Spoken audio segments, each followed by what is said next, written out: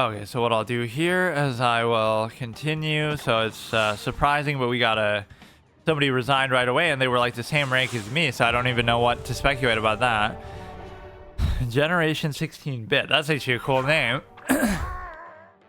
2-2. Okay, get rid of this.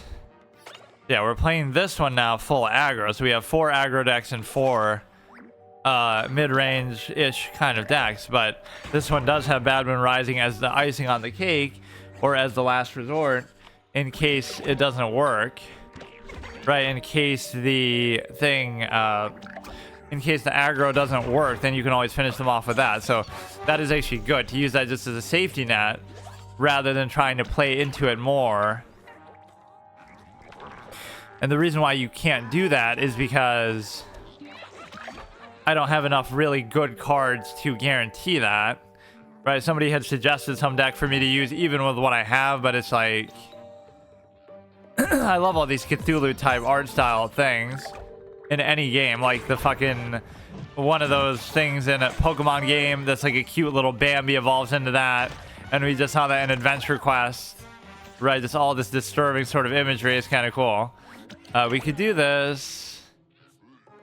You could steal their block meter, but it's not worth it because this seems good enough. You'll get like 2 hits off with it. I don't want to... It'll only destroy a zombie there, though, so it doesn't matter. Right, it won't be any zombie anywhere. If it was going to trade in anyway, I don't really care too much about that. You'll get in a good amount of damage here. Even... you know, presumably you'll get in 6 with the guy alone, the cowboy. And then if I'm able to move him somewhere here, it would be good. It almost looked like he died there. He just kind of went back in, but we could double steal the block meter in a way that could be good, but the problem is I'm missing out on the brain vendor. Or, oh, I can't do it.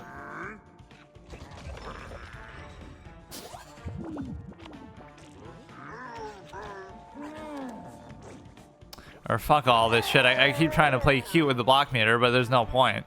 This is when a non-mine plant or zombie does a bonus attack, this does a bonus attack. Plant or zombie, actually, is what's so notable about that. So here you'll break the block meter, you'll hit him for 3, so they're going to be very close. And I'm not too worried about this, but I am sort of running a bit low. I could... You know, they could be almost about to be saved by the block meter again, and now I could really troll them with it, but I don't know whether I should do that or not. We can reveal it and sort of pull the rug out and surprise them, assuming they don't block here. You're also getting double strike through, so they'll focus on the double strike through, but they'll never expect that I have something here, potentially, so that doesn't matter. Yeah, you have multiple ways to win here. Right, about 3. So even though this would have been cute to mess with the block... Oh, fuck. I should still win, actually, though. Back to simple mathematics, you will win here. See, because if you played it there, they'd be more compelled to react. Whereas now... Well, I guess you couldn't have played it there anyway, but if it was something else, you know, normally... Yeah, you had lethal about a dozen ways there. But maybe the super brain thing is coming together. But again, it's the best of both worlds where it can have the top end value, but it can also have the regular aggro. So it really is something that has some great potential to it. I'll keep Bad Moon Rising there because of my absolute deference for it, that it could single-handedly win me a game. Even if you don't want the game to get to that point, it's sort of contradictory, but it's sort of a last resort in case it doesn't work out or in case you need a little more. It's rare that they'll let you do that. The problem is now that I might not get something I can play on it, and I don't, I could do a bonus attack assuming they try to just trade into it, but I can't really. Move zombie. Okay. Not really what I wanted to do, but this one wouldn't have worked because you would have, well, it would have still traded, but it wouldn't have been worth it. Yeah, we got cucked so hard, you'll be saying, oh, why did you keep Bad Moon Rising? But I guess you'd be right to say that because this is fucking stupid. I mean, you gotta realize, what is the likelihood of these kind of mulligans and starting hands where I have so many things in here, like it just doesn't make sense to me. I still want to go aggro, like I don't mean, well, but that you should obviously get value from. So you'll get some very efficient plays off the back of that, so you'll be able to do 5.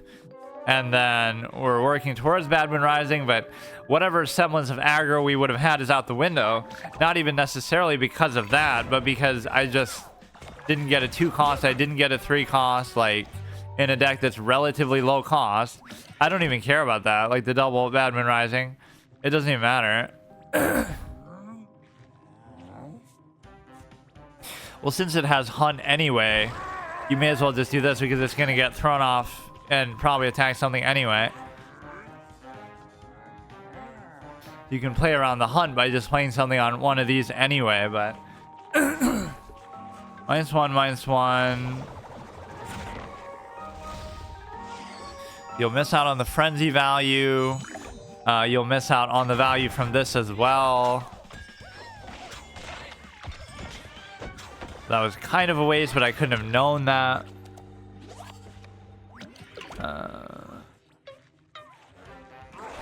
We'll just do that. We'll just try to get something to stick, but it doesn't seem like that's ever going to happen anymore. So what you have is the ability to you have the ability to try and, oh shit, what a combo. Do Bad Moon Rising, but now I have 2 of them and I have nothing to use it with.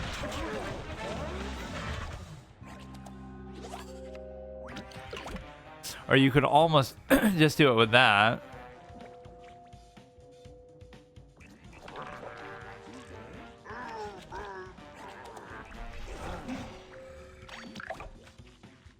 Right, you could have just done a Brain Vendor solitary play and done it like that. Oh my god. So you can do the bonus attack and then kill both of those, which would be totally worth it. Right, especially since I was about to just get fucked there anyway. Draw 2, so now maybe I could do the Chimney Sweep and this into Bad Moon Rising, but I don't know. Or, you know, I should do it, but I'll do it on a different lane. Like, I won't do it because it doesn't matter. I won't do it on the chimney. So now you'll block this. You'll hit me with this for the block meter. I'll get killed by that unless I get something crazy from this, like a Zomboss or something. Or not. I mean, I could still get it. That's the thing, but... Or wait, maybe you could, because you'll get a bonus... Oh, fuck. That would have gotten a bonus attack based on that, right? Each of those. So maybe with the block meter and everything, I might have been able to do something, but... The green shadow goes into now Solar Flare. Now we're at the aggro phase, or I guess we were already at it because we made it earlier with the thing. With the Super Brains.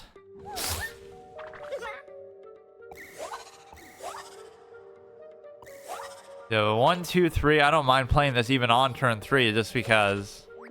Wait, I should save that now because you want to benefit from the value there. Assuming they don't deal with it, which they don't. You know, these kind of decks sometimes you can catch by surprise. Like the ones that play really slow and try to conjure all kind of shit. They think they're being all cute, but they're really not.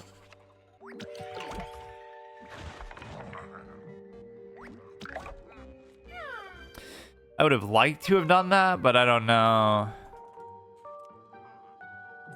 I guess I will, because you'll get a couple, you know, hits from that.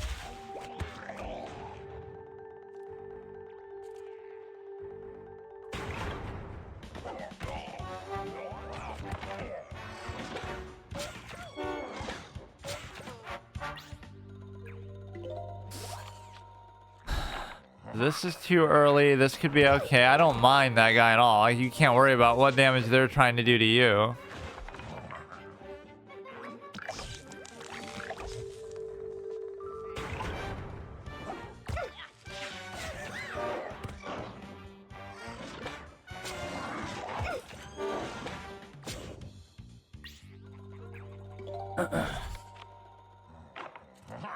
This looks like a pretty discouraging situation, but whenever we have to deal with the board in some kind of way.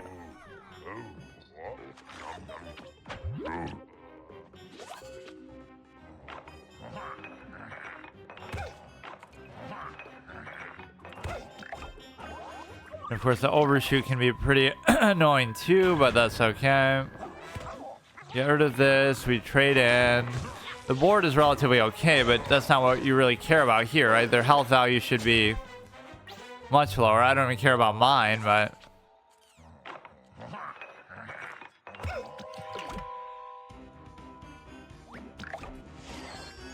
that'll be okay. And then you go here, so they're gonna get potentially pretty low. They have 5 brains left. Play zombie when it's time for tricks.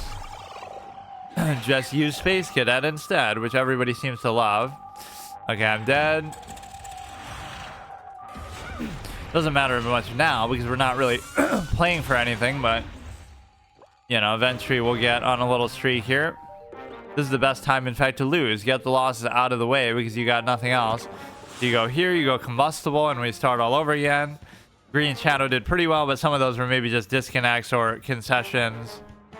The higher you get, the more people are likely to resign because they assume your deck is good, either whether it be in the course of the game or whether it even be at the beginning of the game just when they see your rank. But you know, you go against like a rank 17 like that and they'll be like, oh, I'm totally outclassed. But I never did that. I always had the sense of honor to play it out, and a lot of the time I would actually win too, so, or at least some of the time. But I conceded. How did I concede? That doesn't count because I didn't do anything. What do you mean I conceded? I didn't do shit. What is he, a hacker? What the fuck are you talking about? This game is so fucking buggy when you least want it to be, like those rank 50 matchups.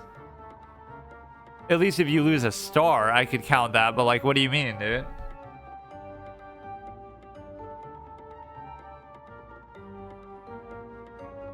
Normally, I guess I would count that sort of thing, but I don't understand what happened. We got an even lower rank, so we could have gotten a 2-game win streak there just because we got 2 low-rank players in a row. How the fuck would I have conceded, dude? Your opponent... okay, everything's just bugged out, so we better just take advantage of this. What the fuck is going on?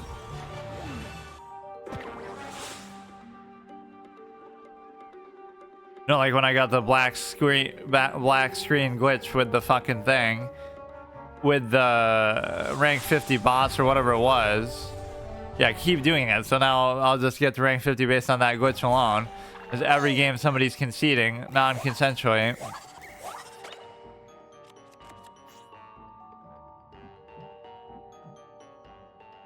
Yeah, go ahead, concede. Light dishes.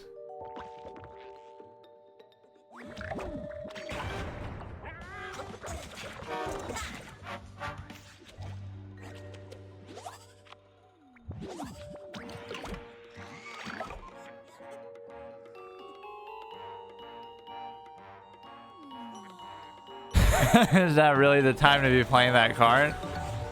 This is rank 31, by the way. You really don't think... maybe you think you're saving yourself damage in the early game and you're sort of desperate, but that is not the time that anybody ever normally plays that. But you want to wait it out till the end of the game. And you might think that's a waste, but we will still get into strike through damage, so it almost doesn't matter, but it does matter now.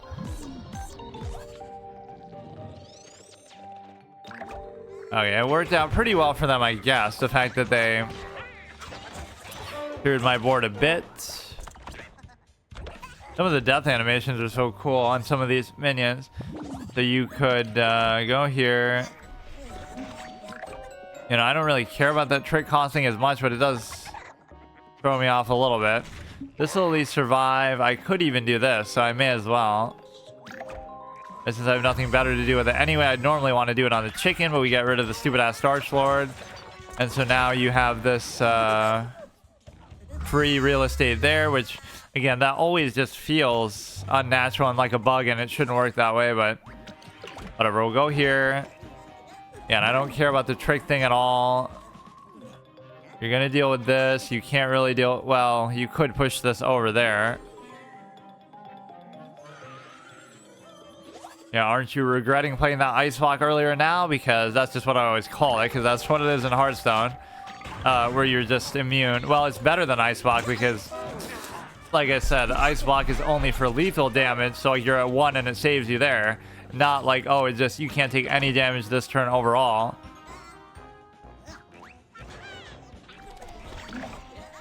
So that works out pretty well too, but again, our damage is kind of drying out a little bit. Maybe he played it the right way. Maybe if he didn't do that, he would have already been dead, but... Like, and if you're so worried about that, oh, I guess that's fine, but... Well, their board is not really that big of a deal, though. That's the thing. Right, their board is pretty basic, and see, I'm playing so aggressively, but they've gotten me just as low, so... I don't really get it, because... You know, why would you want that to... It doesn't really make a whole lot of sense, right? How have they done this much damage to me if I'm...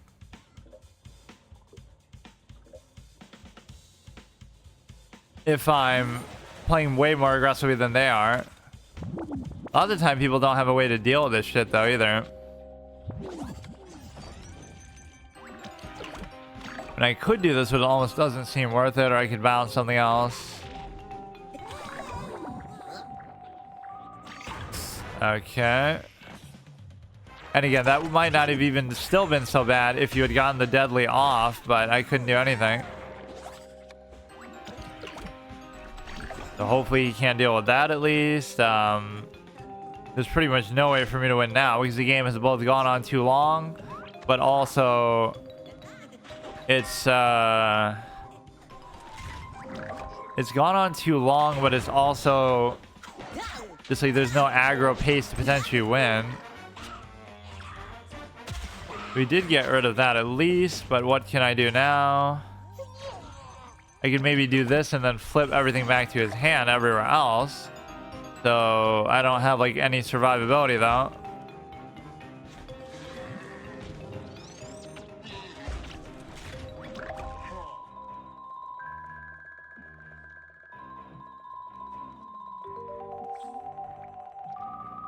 I mean, the strike through would have got me anyway, so...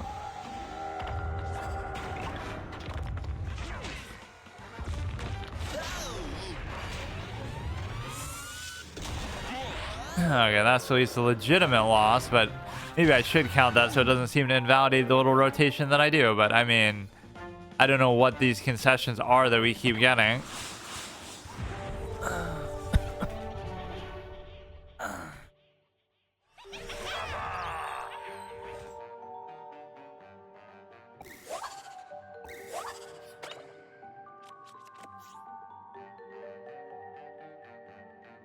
Once again, a Berry Blast turn 2 that we're going to be forced to do because apparently my aggro decks don't have enough low-cost cards, even though that's almost exclusively what they have, so it makes no fucking sense, but it's really weird. And it's not even that bad to do it, but it just feels like a waste. Or even at least if the superpower is something I can play, like we get the little 1-cost thing that does 3 damage, or even that seems more worth it, but Hunt, I guess it would be worth it because whatever we summon is going to get fucked over by that anyway, so. And we do get the leafy synergy, or no, I always say that it has a leaf on its fucking head, like what do you want, dude?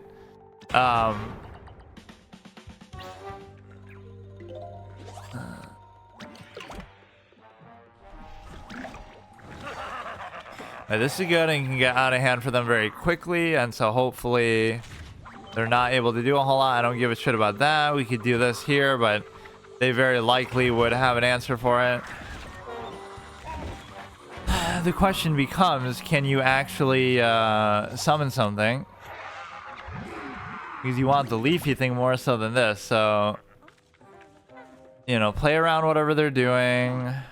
But they're playing around what I'm doing, which doesn't make a whole lot of sense. Let's just do it this way then, since they neither reacted to that nor And that's such a high priority target too, which arguably I shouldn't even do that, but people would say that, oh, that's such a good value card, but so you should use removal on it, but this isn't the kind of game that you want to do that.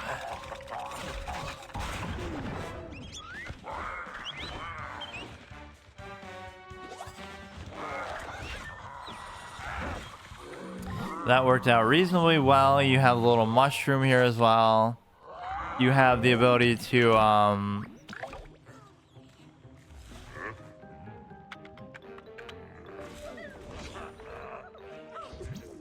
actually buff that to make, again, spread it out, because the fucking dinosaur is already a high priority target, so why would you make it more?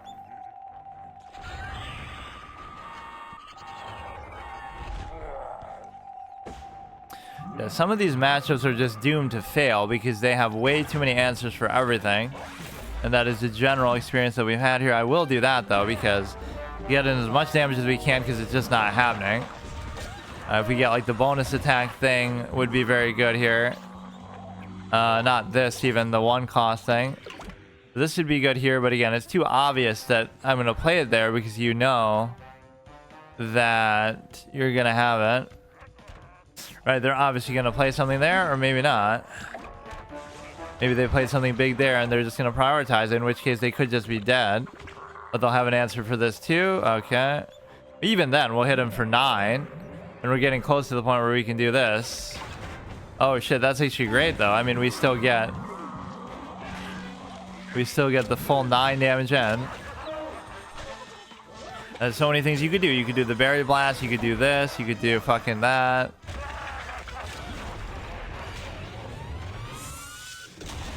So many of these games seem sort of hopeless. Like if it went on another turn or two, I'd be screwed, but that's all it takes, is you have to, you know, get one little extra source of damage.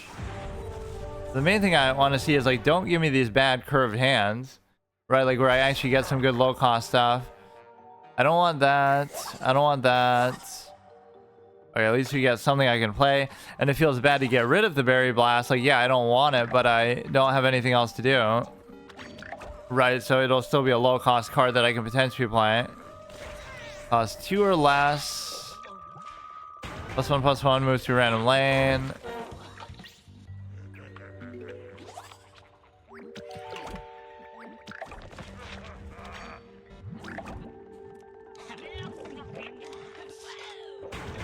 I actually don't mind that, because he just offered himself up to be killed, even though it hurts my damage a little bit. I didn't have to like really go out of my way to do that.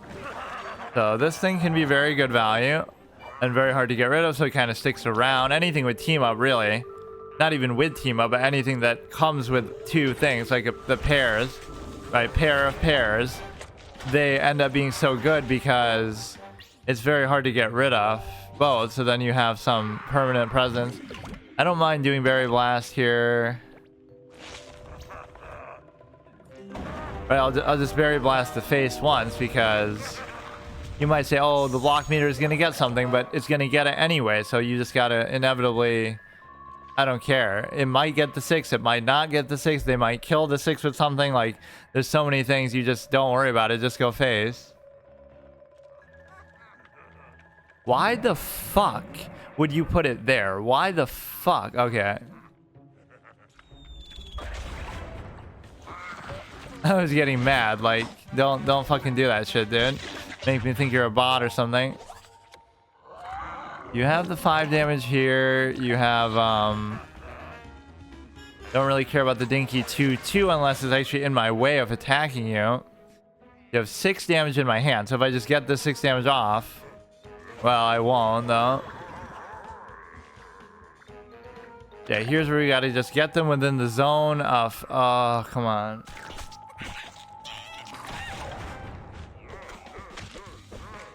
Look at that piece of cake, PvZ Heroes Edition, like the stupid guy using the, well, I'm not calling him stupid, but the stupid Hawk 2 of meme being used even in this context of, you know, I think it was Fry 'em Up who did it. I'm just looking up random PvZ Heroes videos on YouTube, and it's like, I see that in the thumbnail. And so, like, yeah, we'll use the, oh, shit. We'll use the, Whatever, look at that piece of cake, like the fucking fruit cake or something. It's so annoying. Alright, so you literally have only 3 damage you have to get in, and it seems like I may never actually be able to do that. I can always do it next. Well, they might heal or do something, but just one of these has to hit you. Both could hit you and you'd still be alive, but only one of them has to hit you. Okay, dude. Okay, I give up. See, now there's no way that I can win because it's gonna take way too long to do this. Just all about time. And this whole experience is like that too. Even the real lifetime that you have to put in to do the ladder in the first place, but it's very, very disappointing. Even if I get that 5 in, then I still have to pop the block meter. Then I still have to...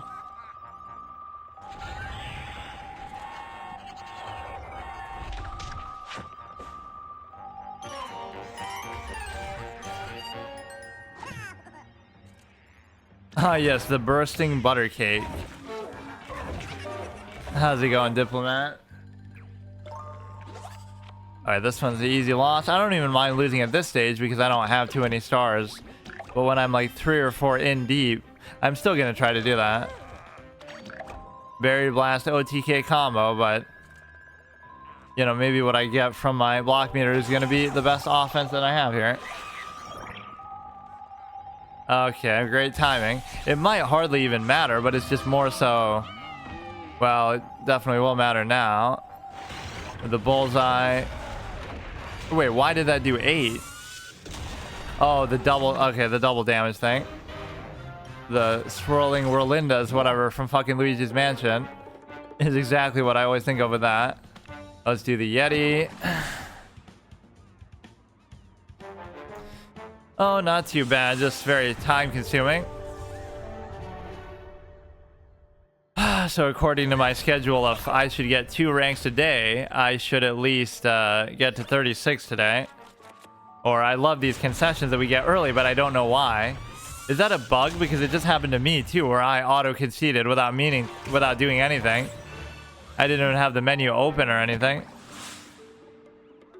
It has been happening a lot, so the majority of my wins are going to come from that. Just that they bug out, they disconnect, they auto-concede. Or even some of my losses have come from where, like, I got the black screen glitch against a rank 50. Not like I was so terrified of a rank 50 that I, you know, just quit out immediately upon seeing it because I really wouldn't care. I mean, I probably wouldn't have won anyway, but... now this would be a gravestone anyway. It's almost redundant to put it there.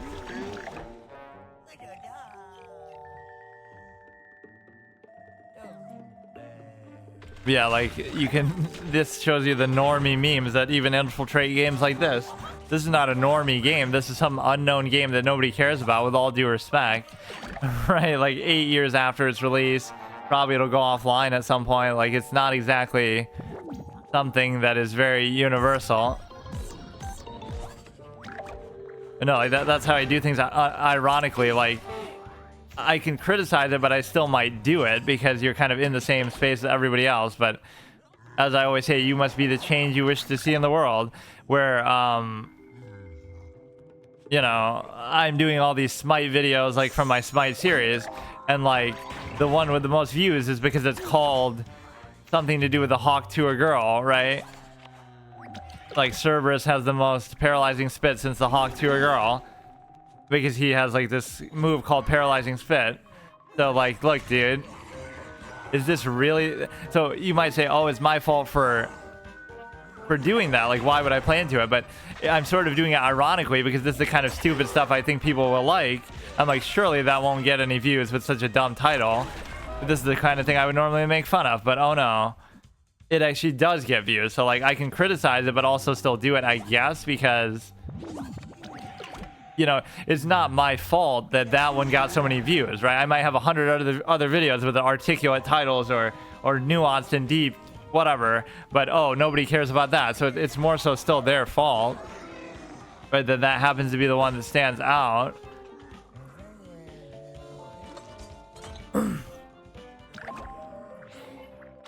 Right, so you'll define somebody by like, oh, these are their most viewed clips, but maybe they didn't want them to be their most viewed clips. They just happen to be. 3, 4, 5, 6, 7. I should probably do it like that.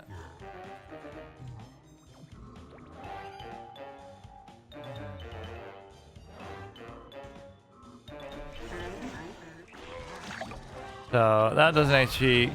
Oh no, it does count as a pet. Okay, deal 5. That's a very inefficient garbage card, whatever that's even called. Destroy Gravestone, okay. I was gonna try to do this on the Astrocato as well. I don't even care about this thing too much because I don't know, like I don't have a lot of tricks that I'm really relying on anyway. But I played this kind of more like it was an aggro deck actually. Might be worth it just to do that, but...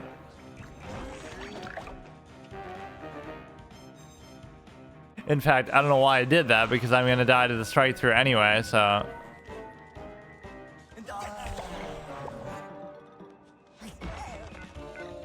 It's like telegraphing that, oh, I have a trick that I can do, but I actually don't.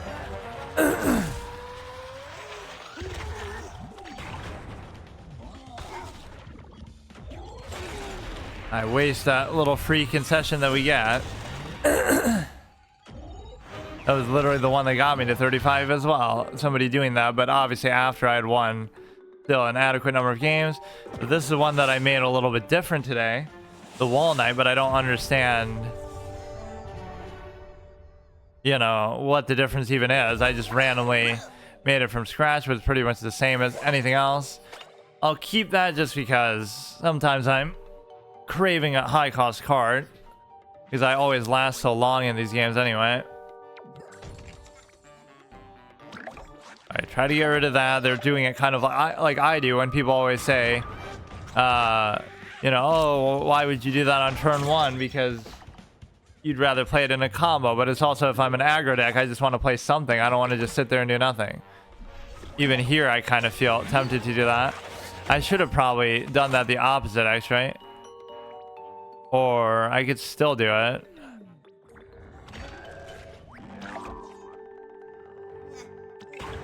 But I don't like to overcommit to one lane that much either. Because if I was going to do that there, I should have put the Wall Knight then somewhere else, but it doesn't matter. So this is okay. I'd rather do this first, depending what he does.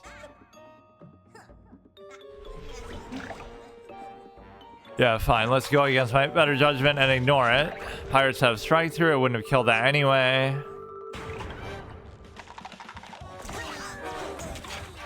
So this would give them both to attack. I shouldn't leave that around, but I don't have a very efficient way to get rid of it. There's some decision you make at a certain point in some of these games, like, oh, I'm going to play it like it's aggro, even though I'm not meant to do that. Like with the Yeti or the Smash, I'll sometimes do that. Bounce a plant. Whatever you do, I'll get the effect back, so it's fine. That'll trade in. This will trade in over the course of 2 turns at least.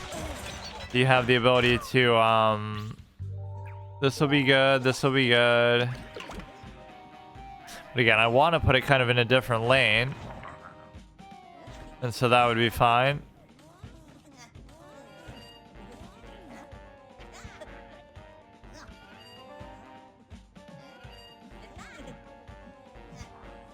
This would be very strong, but I don't know what's really going to happen with it. Maybe I don't care about that clown either. Like, you can try to act like you're out aggroing me, but you're really not going to. Or you're going to out aggro my defensive capabilities, which sometimes does happen. Deadly, okay. I mean, that would have died anyway, so...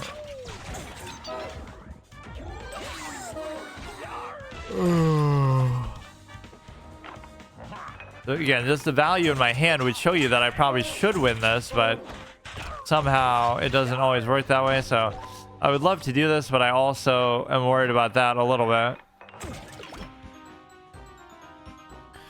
Depending on what they do, maybe I should slow pace it a little bit.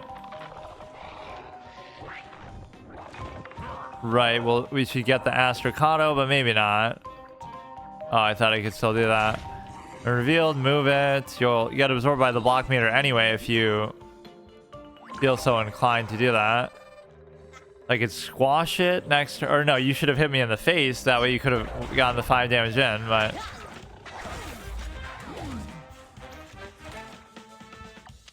we could just use the squash and just wait, or I could do the walnut thing here as well. They're pretty low. Loco Coco, we should get a certain amount of damage. I should probably do this.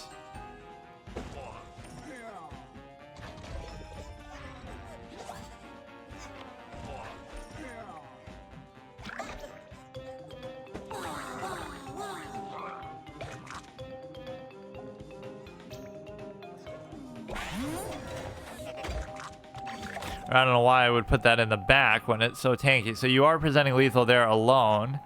And they're not going to be able to get through the walnut, first of all, on the second lane.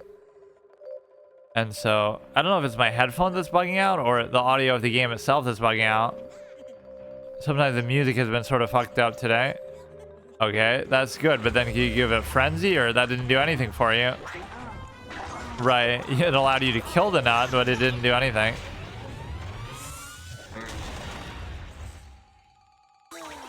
Okay, Wall Knight's had a couple good streaks in here, but nothing really too noteworthy. Rank 42.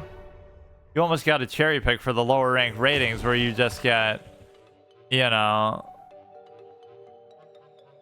I don't even mind the 4 costs here if I can just get something... Right, you'll have a 1, a 3, and a 4, and a 4, and these are very good. So sometimes it's worth it to keep better cards like that. Like, oh, I'm going to keep Bad Moon Rising in my starting hand, even though that seems nonsensical. But there's going to come a time where, oh, that, if, you know, it's like what we did in Hearthstone over the hero cards originally. Like in Knights of the Frozen Throne, you would say, like, okay, if you get the hero, you win. If you don't, you lose. Now, you might not be able to play it on curve exactly perfectly, but... you know, it'll be like, oh, it's turn 9. If I don't have Jaina, I'm fucked. And if I do, I win. So it's just that simple. When cards like that have so much impact, and you know you're going to be able to play them because your deck is good enough to guarantee it. Right, which really just shows you that card is busted, and that's not how it should work, but that it has that much disproportionate impact on the game. Like Zombot 1000. When are you going to tell me that you're not going to want to keep that in your starting hand? Even if you think it's dumb, but you would expect that your deck is good enough to last to the point where you'd be able to play it, and then you could single-handedly win because of that alone. So those are some of the cards that I'm not really going to have here. If he doesn't play anything, I'll do this and just try to buff that shit up. I like this card, but I often don't get very much value from it.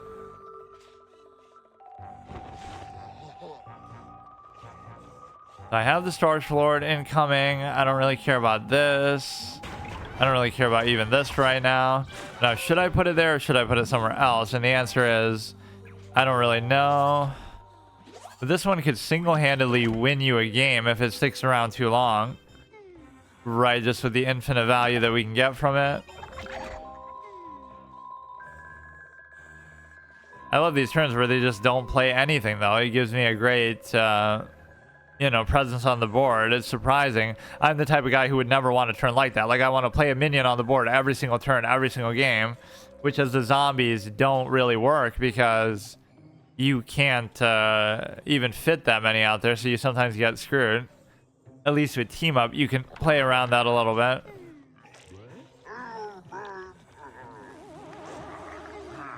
Usually, if they have Brain Vendor, that means they're going to be playing Bad Moon Rising anyway, or this is kind of similar theme of transformative stuff. So, you know, like an evolved mechanic gimmick.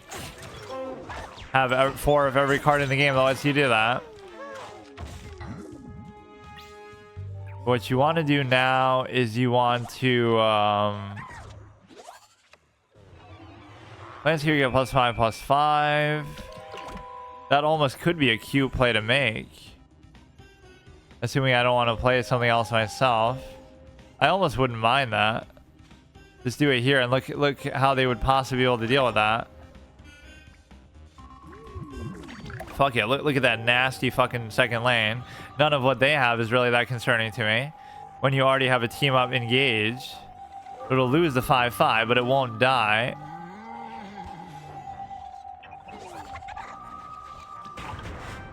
It doesn't say they get it when they're...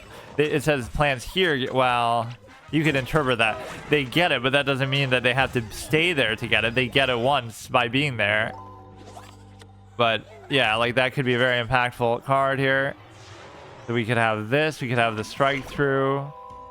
Or you know, we should do it almost to something weaker that isn't a high priority target itself. Like we should do it the opposite.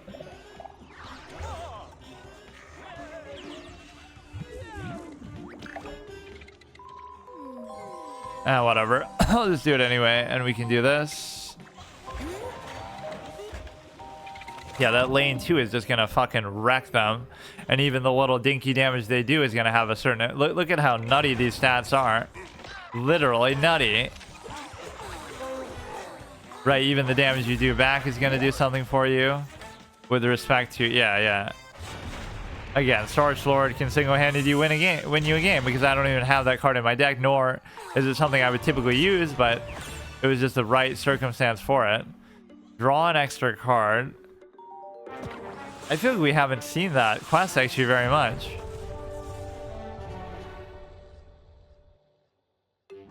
Alright, give me a 3-game win streak here and I'd be very happy. We have a 2, 3, 4. I'll even keep it.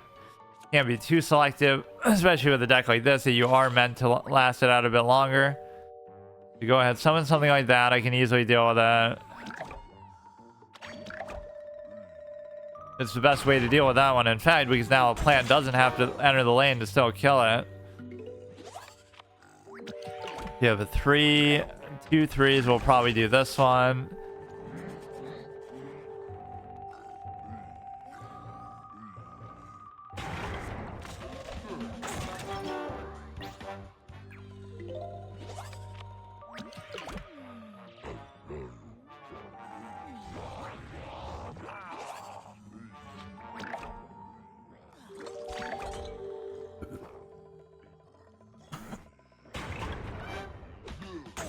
Because of how much effort he's put in that second lane, it's one of those sunk cost moments. Like, if you're gonna put that much effort, I give up. Like, you can have that lane, go ahead, right? Especially doing that as the plants against the zombies makes more sense because it's okay because you can't put anything else there, so that'll just sit there the rest of the game, right? So it's only a 2-2. It's not that big of a deal.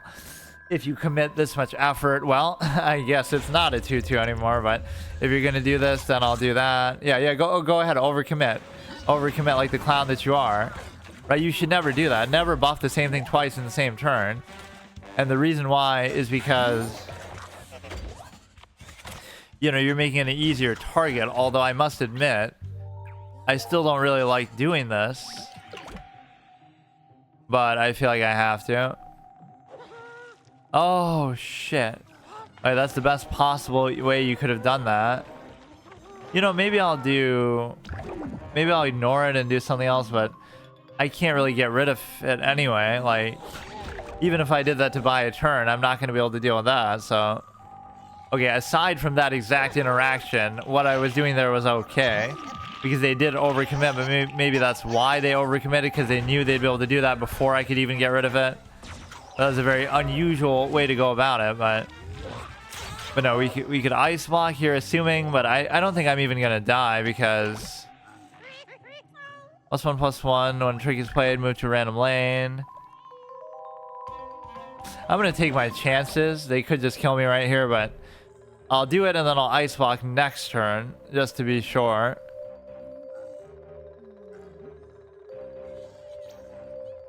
+2 in frenzy. That alone would kill me. I was not expecting that to be the reason for my loss here.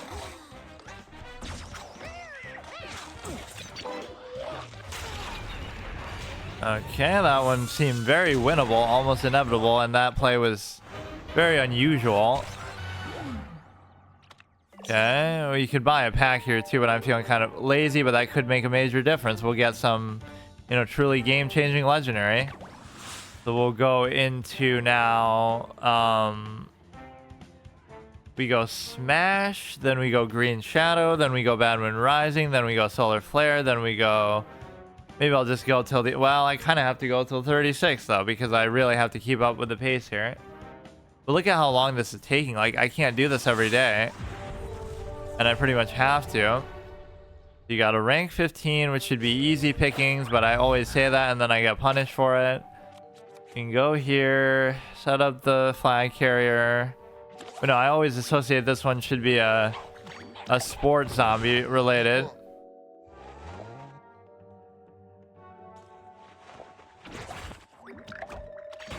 You do this, you can do this to 1, you can do, oh shit, that's a pretty good turn. Or no, I thought I could do both somehow. Okay, this is fine, and then you get to move a zombie to this lane. Oh, the 2-2 is gonna move there anyway, so how does that make sense? Like, the hunt would happen anyway. So you use that effect in the one way that it would be least impactful. Okay, that's fine, that's fine. You could do this just to kill that outright. You could save this for something better later.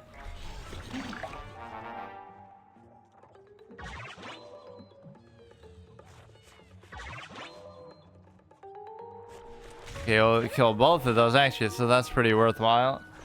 And then you get to I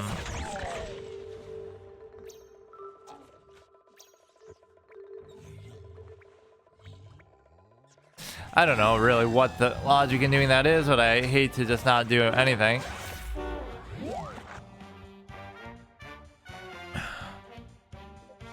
Problem is now we're getting to a good stage in the game, but well, I guess it would have saved me from that. You get it to a good stage in the game where you're able to not have any of the high cost things that I need to get. And so even with the flag carrier and stuff, you know, you are trying to play on the board with this kind of deck, but you are also trying to get a bunch of high cost minions, which I do have, but now when you need them, you won't get them.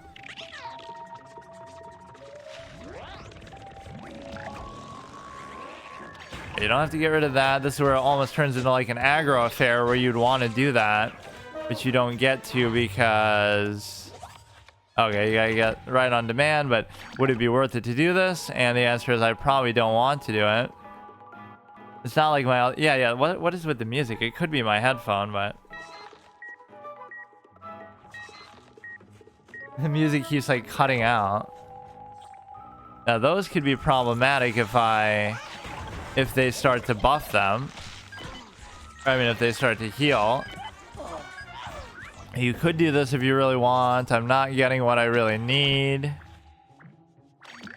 So, and if they buff it now, I won't be able to do it anymore.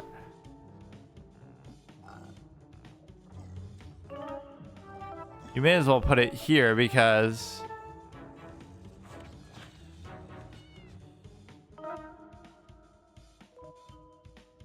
I love that. The music is totally fucked out.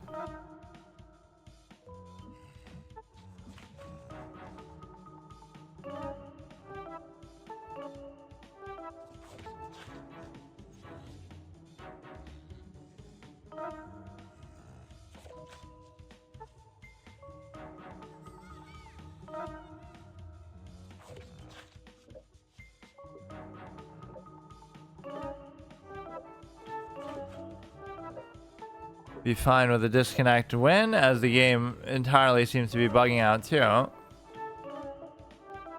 Okay. Something I'm doing must be causing this. I'm cheating and lag switching them out, but it's not like the position I was in was that good anyway. Okay, is that the second star or what?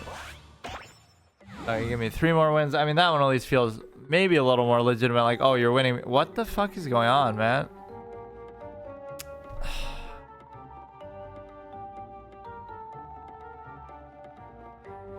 I mean, you can tell it's not like an issue with my internet when I'm literally streaming it. Like, obviously, okay, 35 versus 35.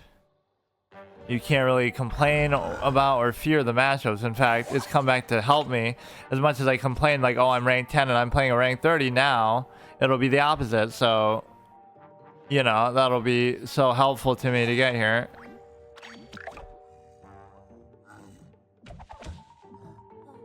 So you could do this here.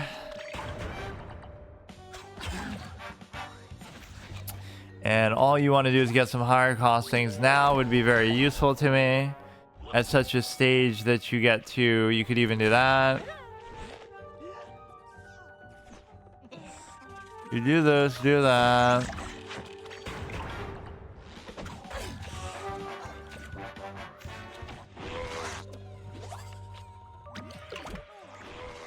Even though it might not seem entirely worth it, I would have rather done that, but this thing can be annoying, or it's just such a convenient way to get rid of it. And I'm not actually even going to do it, because now we can... Okay, do this, do that. But no, I'm playing this, like, not really the way that I'm meant to as a Smash anyway.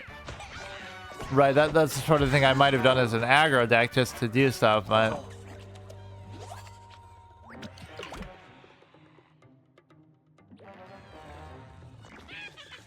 Not exactly sure what the whole point of that is.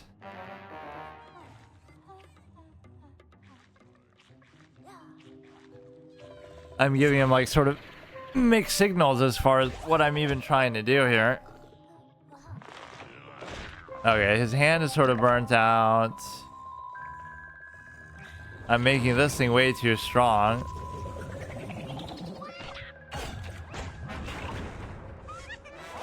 So I'm getting rid of these two for sure, and their hand is sort of low. So if I can just deal with the bean, I'd be in good shape, but I don't think I'll be able to.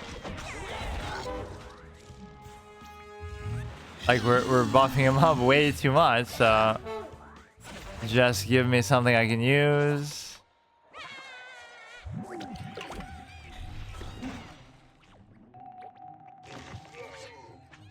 Even that doesn't matter too much. Or the way that you really should do that is the opposite. You should put it there so that I know that I'm only getting hit by a 1-1 there. And then... Oh, shit. You're forcing them to basically trade into there. So I let this thing get way too out of hand, and I paid the price.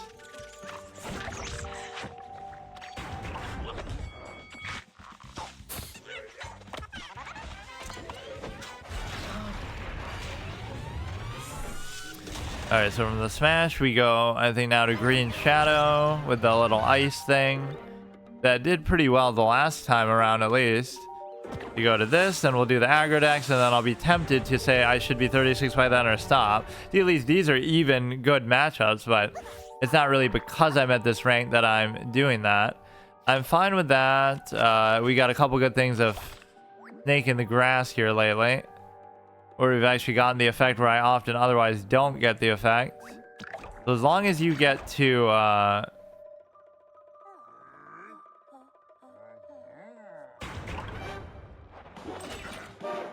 As long as you get to use this and get the value, that could be good. But then again, I'm more tempted to do this. So you'll play it. If you play it onto there, on that second lane, I might do it. Otherwise, if you play it somewhere else, I'll just match you 1 for 1. If you don't play anything, that's fine too.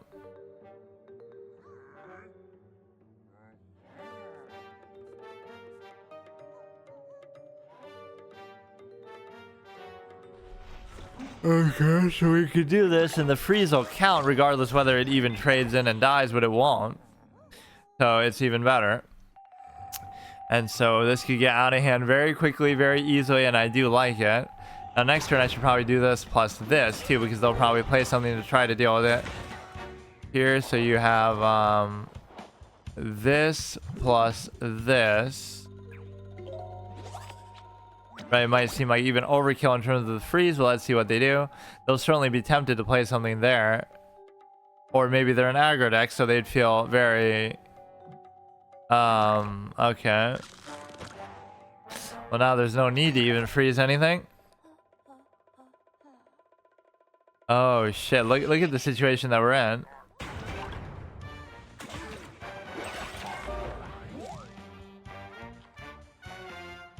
Not that they couldn't get some simple trick to deal with it here, but you want to now do what exactly? You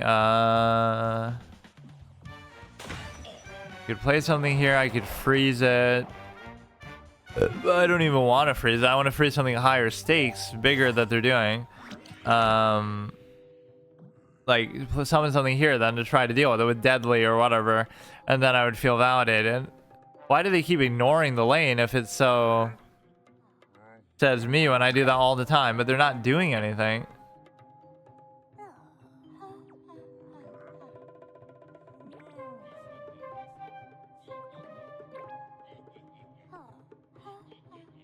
I actually don't mind doing that, so we're sort of stun locking this because it'll be frozen, and then by the time it could attack again, it'll still be frozen. Okay, that's to be expected. Right, that's fine. We still got pretty good value. And now I want to work towards some of my higher cost things, because all you're trying to do with that is still buy yourself some time. And the way that you can do that is by simply...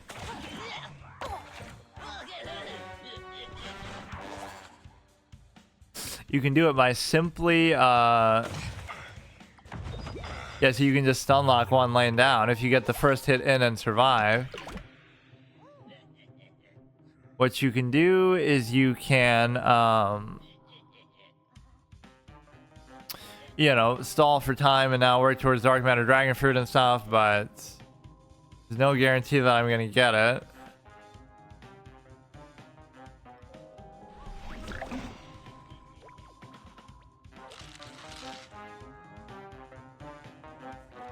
That is not actually at all what I meant to do. I was somehow worried about trying to move that, but obviously I'm not in the right sequence of events with that. You know, why shouldn't you be able to move a fucking gravestone with that too? -1, -1. Okay, fine. I should have just, you know, played this here and moved it.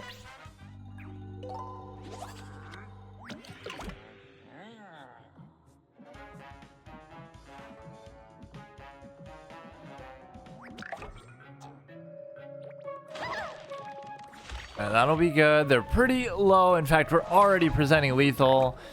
We got the freeze effect going there, but that'll die. We got the little magic mushroom, so even if you do play tricks, it'll be detrimental to your health. Which again, I love effects like this. I love the football guy's effect. I like the other dude's effect. The oh, not that guy.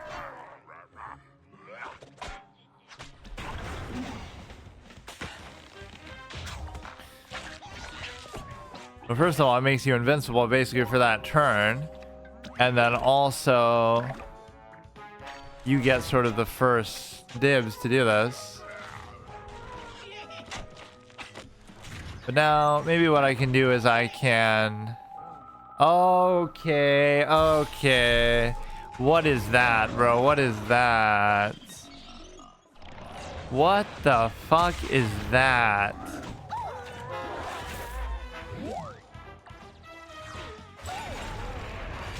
Just a normal, regular interaction. Like, all those interactions back to back are what is so fucking nuts about it.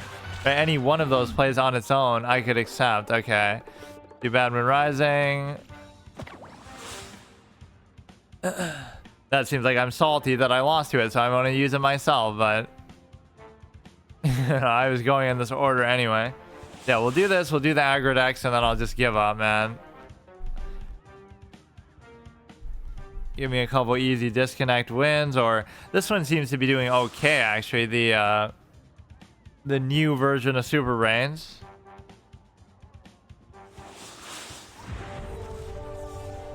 Okay, rank 25. That doesn't mean it'll be easy at all. Keep Badman Rising. Keep that. Don't keep this though. So I'll still just do it as a static play because it seems like a waste to wait too long, even though it's the kind of deck where... No, but it's not the kind of deck like that anymore. Now it is an aggro deck where you just go full throttle. So will they have an answer for it on turn 1? Even if they don't, I won't be able to deal with it because I I might not have a turn 2 play to even play on it, so it might have still been a waste anyway. Right now I can't do shit. Gotta wait, that's a waste of a turn. I can't afford that. Even though you could say, well, it's getting me one step closer to Badman Rising, but you want to have better crowd control, better board control. You want to have better.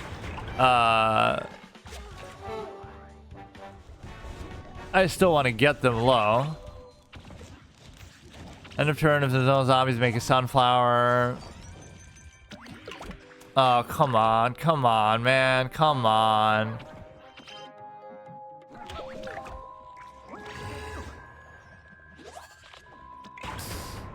As much as I make fun of that card, always it's too slow, and it is way too slow, and especially for this. But we got what's her name? Michael's wife from fucking GTA 5, Amanda DeSanta over here. I'd rather come up with nicknames for cards than actually, when hurt, make a Gargantua. They cost 5 in a random lane.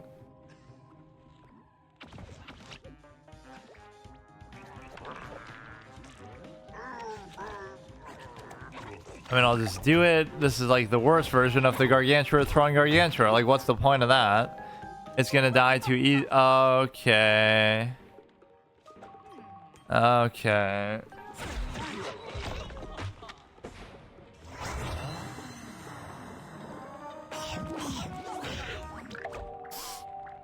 I mean, I just want to get some fucking little dinky zombies to stick. But now we're going to have to resort to the big guns here. Let's do this since they're just a trick fiend that wants to just play every fucking trick in the history of the goddamn game.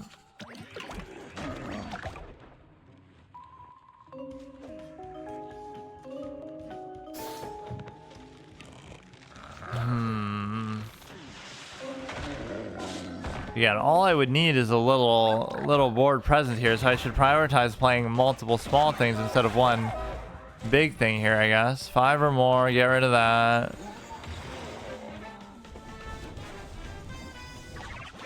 I don't think I can really deal with the amphibious thing here at all, though.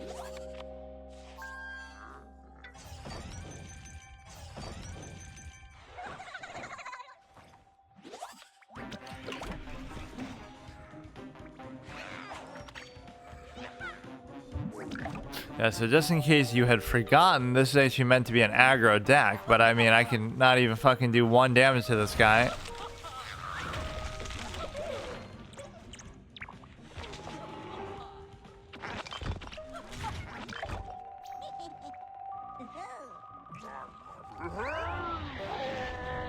And that one we obviously lose no matter what anyway, but...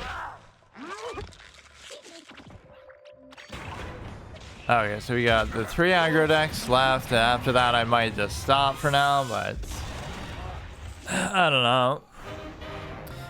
Usually this is, well, even we were already on the aggro stretch. It starts earlier now because we start with Super Brains instead of starting with Solar Flare.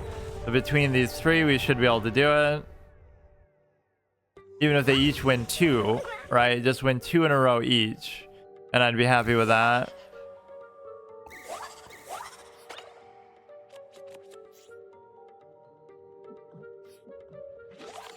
You do that to the face, which probably isn't even necessary right now when I have, like, I have a 5 mana, 8 damage combo that we could do unexpectedly. So we'd have to get them to 8, and I'd be fine with that. But it just doesn't happen because you can't play on curve at all, ever.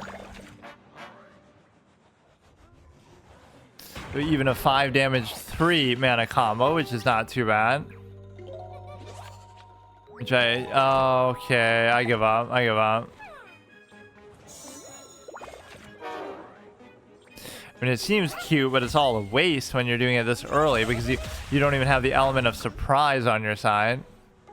Look at some of the hands that I'm getting. Like, fucking look at my decks and how low curve they are, and how my collection is even so low curve. How is it possible that you're getting fucked this badly? I maybe should have just done that, but...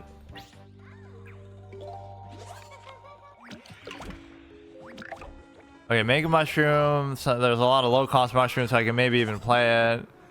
Oh, that's even good. It gives you the buffs to this shit too. Seems like I have a mushroom synergy deck, but I really don't. So now I have 0 damage in my hand though.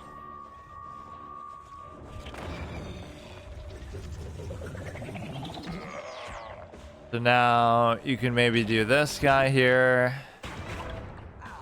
And it's still a good amount of damage. It's just like, again, you would not have expected it to go like that. With respect to, okay, the heal. Even then, we're presenting pretty good damage here, especially with the strike.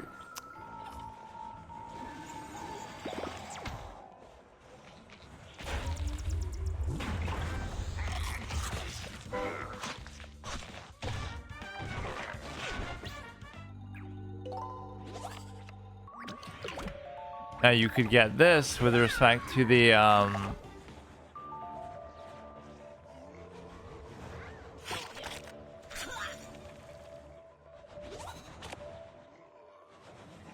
with respect to the actual strike through if they don't get the block meter, but of course just do every card in the game, man. I don't know, every fucking removal imaginable. But now I'm actually gonna lose this because I cannot play a single fucking thing out there.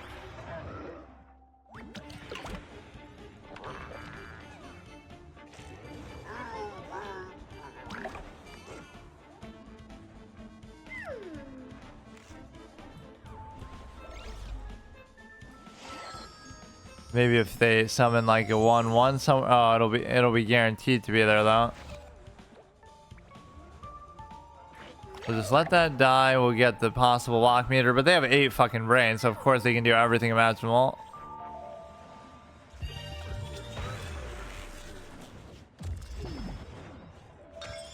Honestly, that's not the strongest Badman Rising ever though, just with 2 things, so I can't be too upset about it. So now, they're down to 6, but there's mathematically nothing I could possibly do about it, so this should probably be pretty worth doing and quite necessary.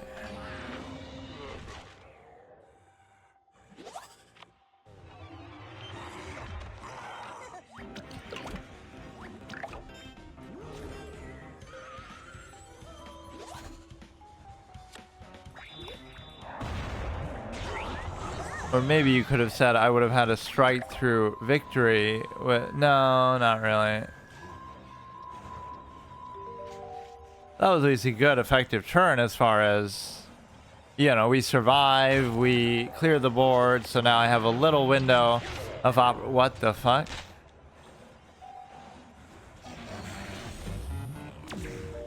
Yes, of course, they summon better minions than I have total in their fucking trick phase. Why should I be surprised? Who needs Badman Rising when you have this shit?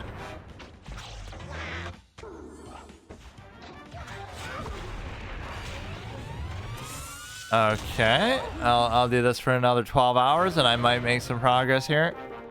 So we got Infinity here. Let's do Infinity, Combustible, then I'll maybe take another break and try again. That's a good way to sort of benchmark it. Like every time you go through all 8 heroes is like a little checkpoint, by which you should have gotten 1 rank in so doing it, but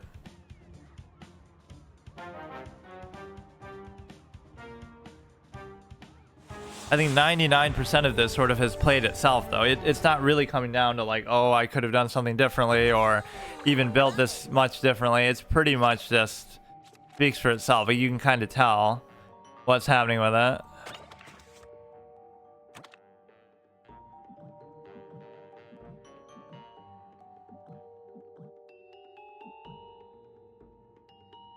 Go ahead, disconnect. And I could do that to the face, which I probably will do. Or, you know what? That works, I guess, because you're still doing 1 damage to the face. And then we can go to here. And of course, Deadly is extremely good against a clown like this with all the nuts.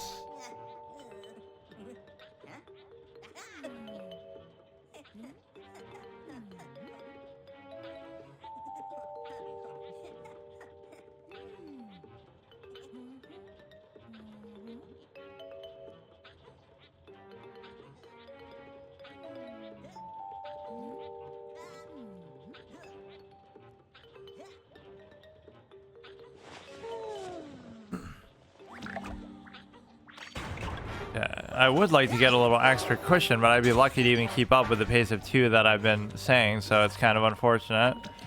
We can do both of these. And so you're in a good position to set up for the cowboy if he does something, or maybe I should have put them both here so then the cowboy has more room to work with, but I assume they're going to get rid of something anyway.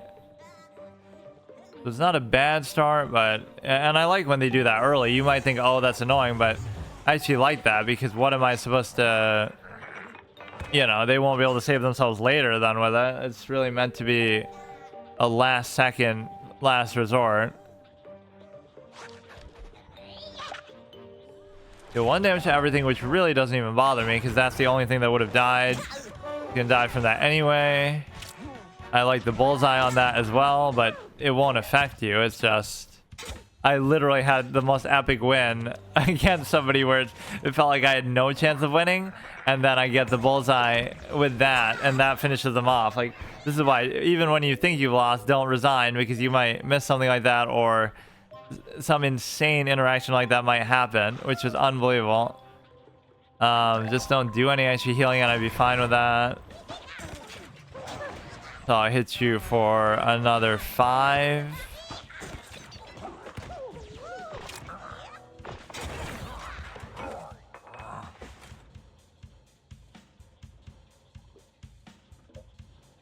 So this will be okay. I mean, it gets to the point where now I don't mind even having that because I have so few cards.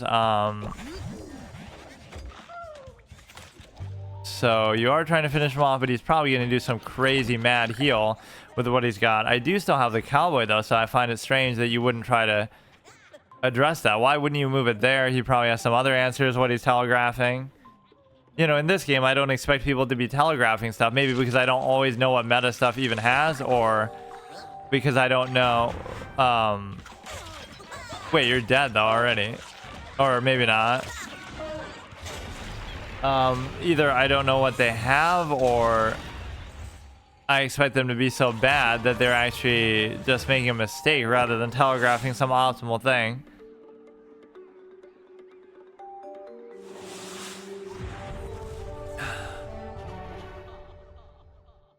I haven't had too many very amazing win streaks with this, but that is technically a 1, 2, 3, 4, although the chicken thing often isn't very good value. And I'd be more than your girlfriend. You know, I'd be willing to do that because I don't like doing nothing. Go here, steal the block meter.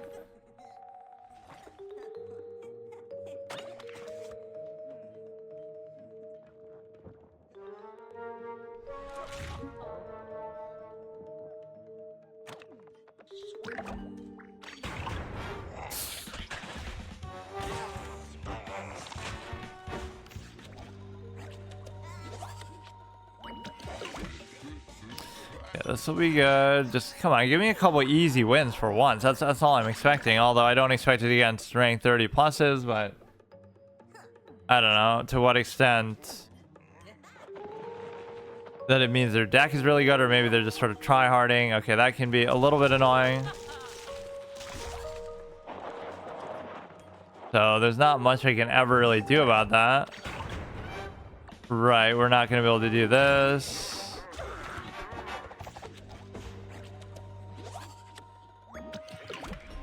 That would be worth it, even though I'd rather not do it. So is he gonna have a freeze for that too? But at least the gravestone does subvert it with respect to, and you can, yeah, you can even freeze gravestones somehow with certain things. So that was pretty fortunate.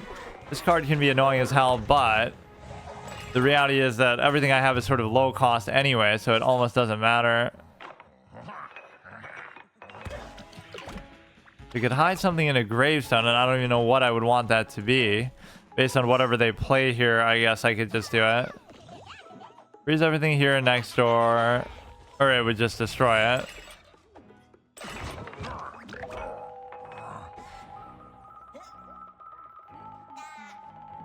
I mean, you may as well do it just because it's like nothing's happening anyway, so I would just never have another chance to play it, or I'm just not doing anything that turn anyway.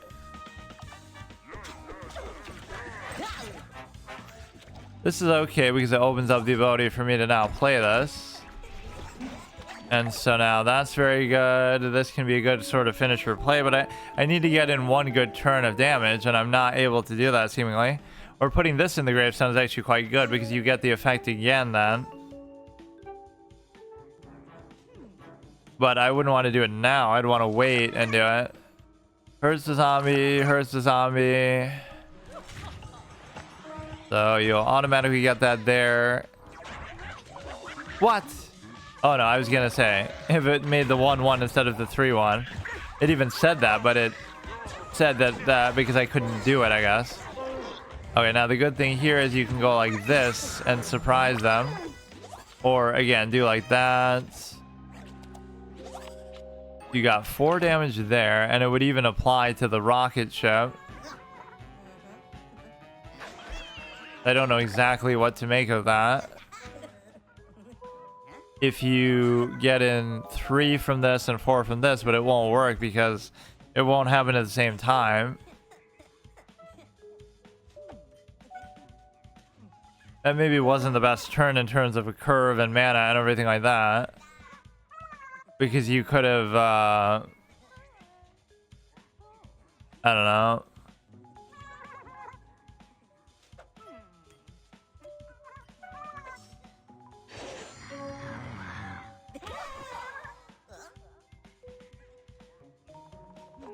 Why wouldn't you do it here then? I guess you're trying to negate that. Okay, this will be a good opportunity then to do this because you're subverting a number of things.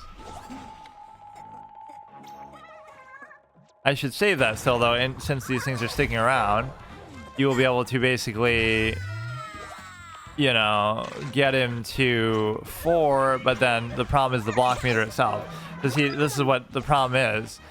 You end up in a position where you could maybe do this and try to win with that, but what you want is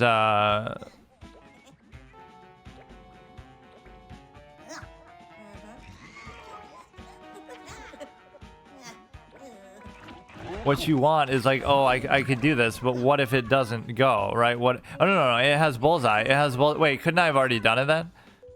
Or no, I could not. I wouldn't have known that, but I can just do it because bullseye alone will do it because, you know, it'll count, I think.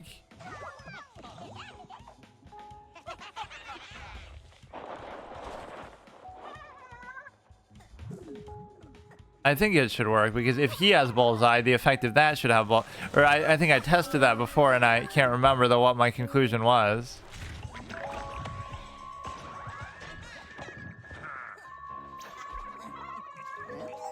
You might just win on the base value of that anyway. Fucking, it's supposed to have bullseye though. Like I know the trick itself doesn't. Okay.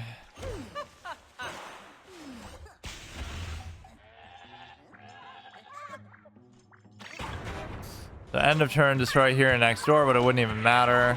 So now I'm actually gonna lose, I bet. Because there's nothing I'm gonna get that's really gonna help me. I could try to play into this, but yeah, like some 2 attack thing.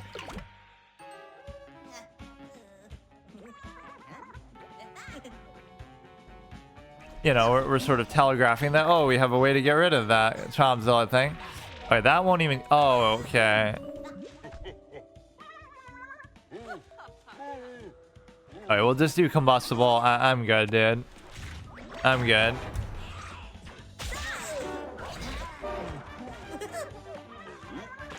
That still wouldn't have even won me the game, but it would have maybe stalled it out if I had done the little Zombot stomp. Alright, just do combustible. I'm done for now.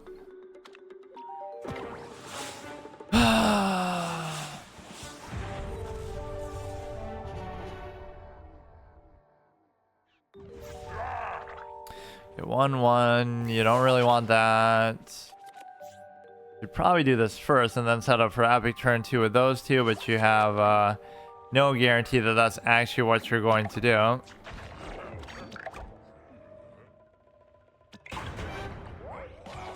Or I could even use the little comet thing if they try to get rid of it here.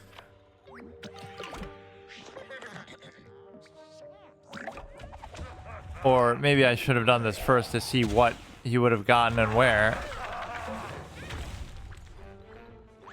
Okay, that's fine, because I would have obviously ignored it and played around it.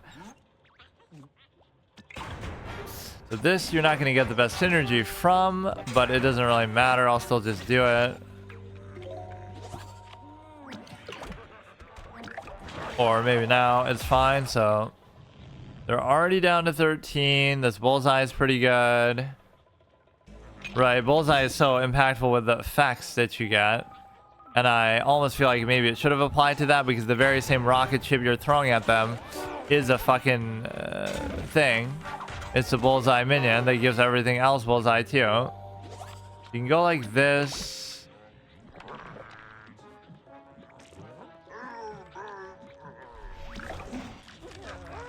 And obviously you won't be able to do anything with that, but that's okay. It could be like a team up, one cost.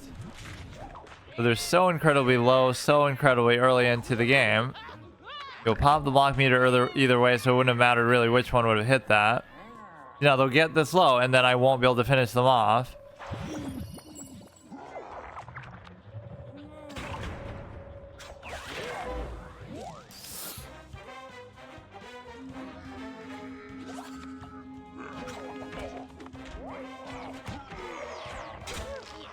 You probably should be able to do this, but then you won't have anything else to do. Or you could have a bonus attack, which... Actually, I'll save that, because it's very likely that he won't see it coming. Or I could just do it all in one shot now.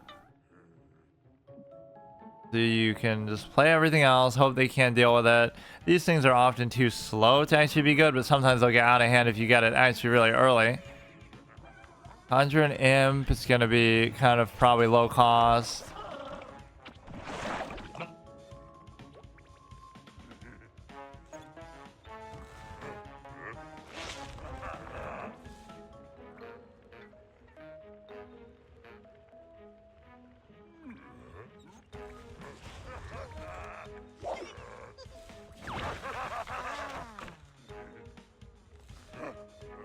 Maybe I'm being too greedy with the bonus attack, but I'm saving it for like the poison oak, because then it'll be guaranteed.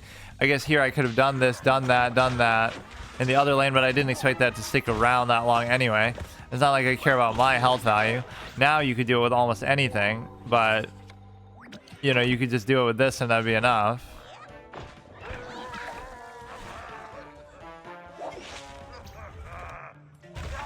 Right, are they really going to have an answer for both of these? And the answer is probably. So then I'll finish them off with the blues thing next turn, bluesberry. But no, if you could have done this with that, that would have been much better.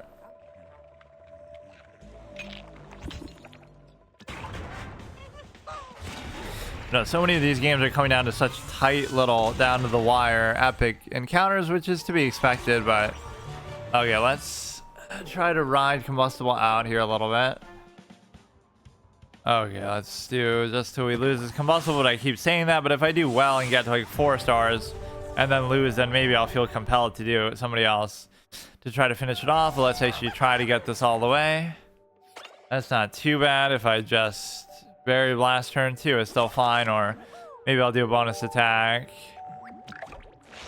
This lane 2 bias is pretty interesting though, how it tends to work out pretty well. Because lane 1 is too obvious and too conspicuous, so you almost wouldn't want that. But now, see, I could do a bonus attack to kill whatever they do and to save it. At least that use of stuff is kind of worth it. If you feel that... That's exactly what we just said.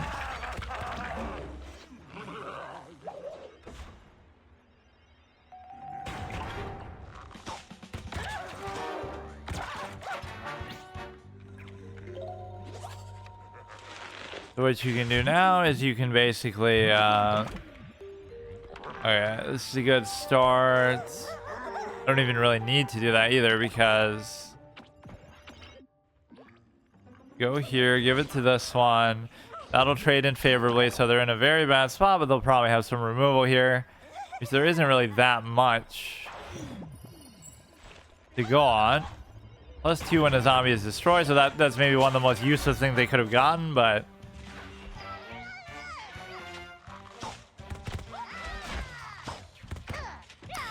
could even do that, but that seems almost a little greedy. I don't have like a good follow-up play to it either. This is a very sensitive spot for them to be in. You know, I'll do it just because I feel like they're so exposed that they have nothing out there. They're almost dying. Gonna play a zombie. Okay, trade in with like a 3 attack thing. When you play a zombie, you get +2, but you don't even have a zombie though, so you're fucked. Now you're down to only a measly 5. This is a textbook position that I get in, and it's like, you know, play some dinky 1 health stuff to block.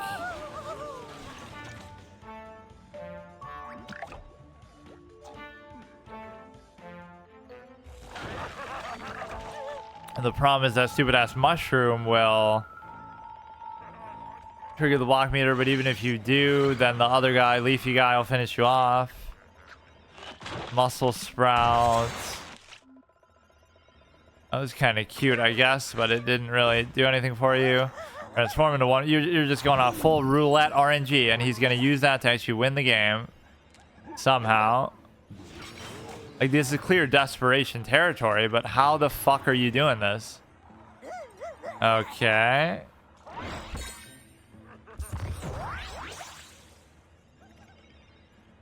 Bro, come on.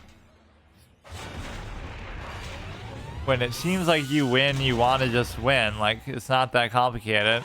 Not that I dislike all these epic comebacks and close affairs, but some of these, it just...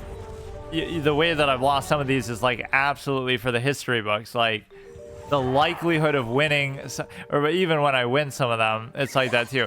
The likelihood of some of these outcomes is basically 0 fucking %. The way that you should arguably play this on turn 1, because, you know, the likelihood of it not getting removed and the likelihood of it growing.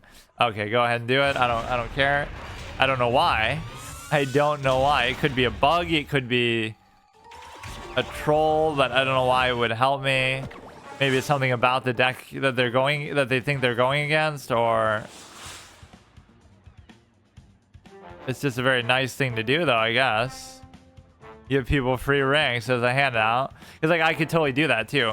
I'm ranked 35 and 0 stars, and I could just keep conceding games and just keep giving people free wins, and it wouldn't even bother me because I'm not losing anything for doing it. It wouldn't even take that much time either. You have all these beautiful 3 cost.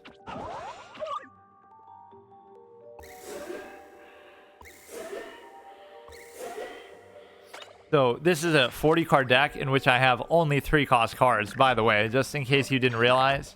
That's all I have in here. I don't have a single 1 cost or 2 cost, just that's it.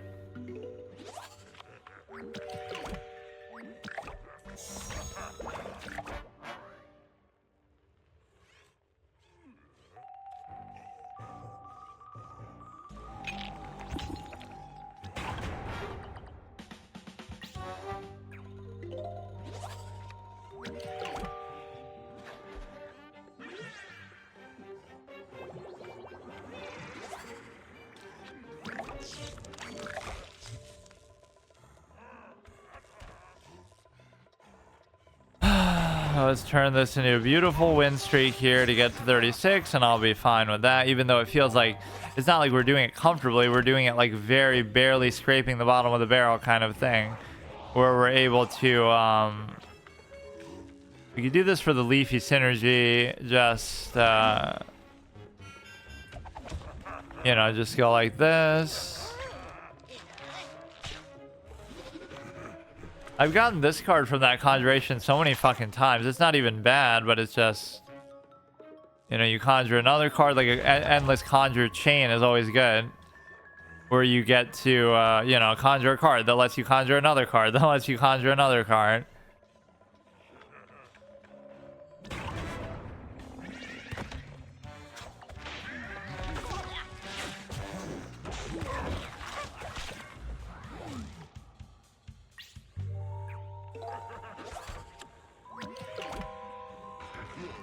That's one most fun to plan enters lane.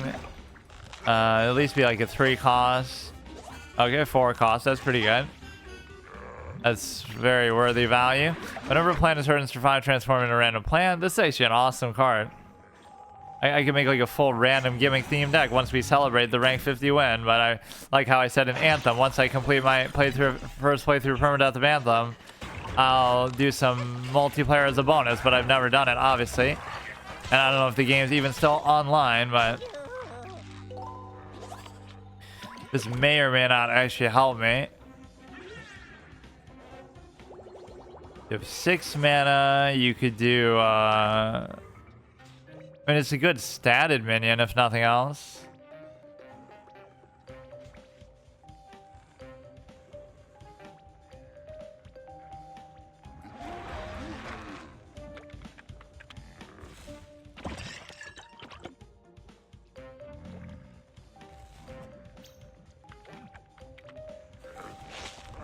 Not really the kind of play I want to make with that, but I guess it's okay. They still have 5 brains, so you can never know what to expect here.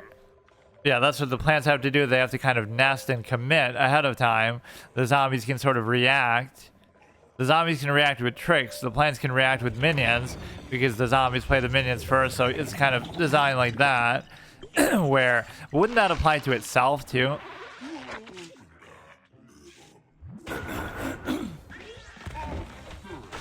The win condition here is already out of reach because it has nothing to do with it has nothing to do with that. It's just like I can't do anything in terms of the in terms of the board itself, or in terms of their health. Like they have too much health. I don't care about that guy even. It's just like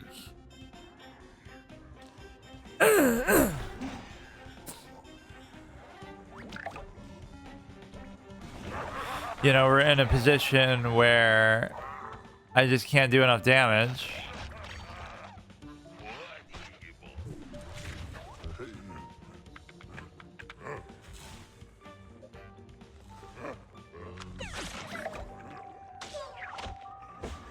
Make it 2-3, everybody's favorite fucking card in the history of the game, dude.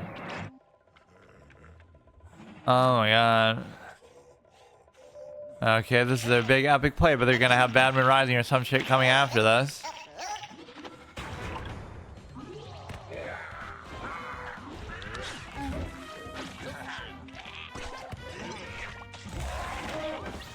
So now what you have is the ability to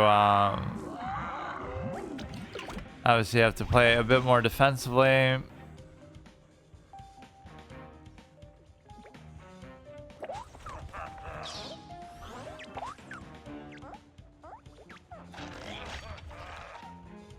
It was a pretty good streak with a combustible, I guess, although one of them was just an auto win kind of thing.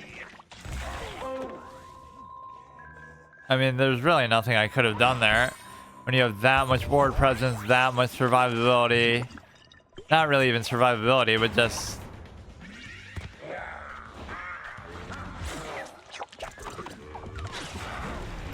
Alright, so maybe I'll do a little more like that. That was still good. So now if I do the same streak with the next guy, who's going to be the Yeti. It's pretty unlikely. Let's see what we can do. So, I mean, I even said that would be the last one, but let's just keep going.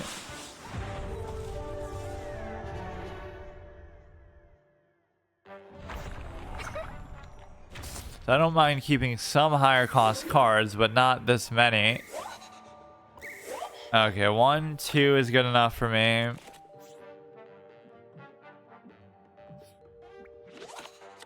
That's really right for a buff too, because it would be a 2/6 automatically. Right, just from that alone, you go there.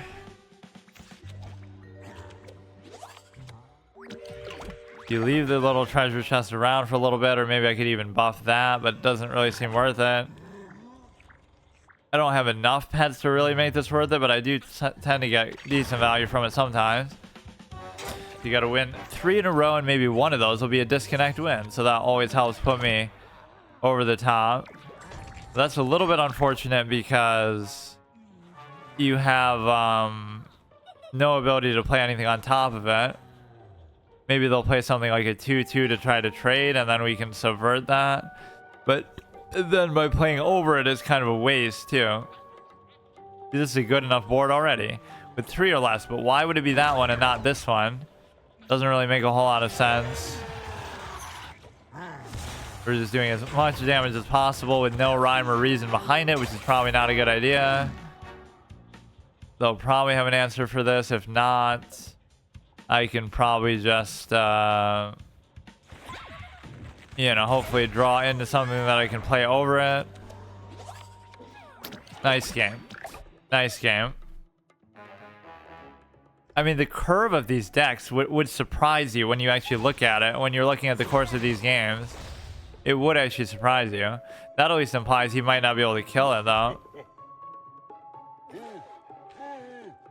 That tends to actually help me quite a bit. Because all you're doing that is just a trade, so it's not like you got anything out of it. Get a Yeti lunchbox.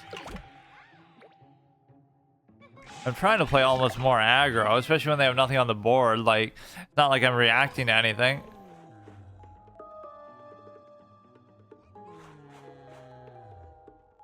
In between these two amphibians, maybe they can't do anything about it. They just showed that they had a hard time dealing with the board because they had to play that pumpkin just to deal with it.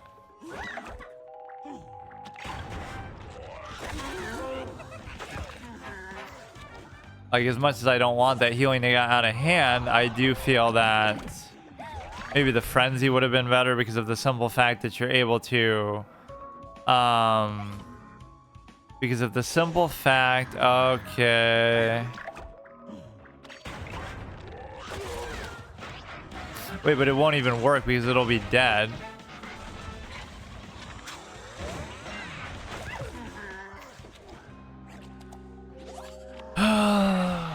Three, 4, 5, 6, 7. So you can steal the block meter as well. And the reason why you can do that is because you can go with both of these. If you can survive this, I'd be very impressed, but the biggest way you would do it is through a heal. Maybe something that makes you draw. Like, the dino roar also counts when you sort of generate cards more so than just drawing them, right? I feel like. So I don't really pay attention to it because I never have the effect myself, but like, it does seem to work that way. Okay, nothing from that should make much of a difference. +1/+1 each playing zombie. Okay. Deal 2. Do you have something else on top of that? You don't. This is fine. This is fine. This is fine. The fact that you'll steal the block meter means you also won't be saved by it.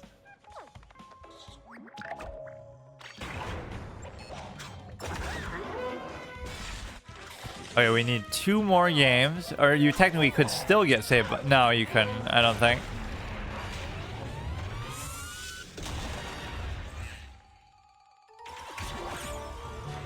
Okay, 2 more games, please. And one of them rightly could be a disconnect because we've seen so many of those play out. I don't know why people keep doing that as soon as the game starts or even as the game goes on, but you have like a little advantage in the beginning, but then you burn out, but they don't let it get to that point because they concede and assume that you're fucking no, I conceded.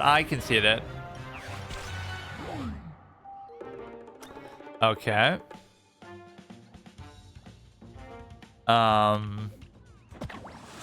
You can clearly see that I'm not even doing anything, but okay. And I would say like, oh, that means they're like hacking, which maybe they are, but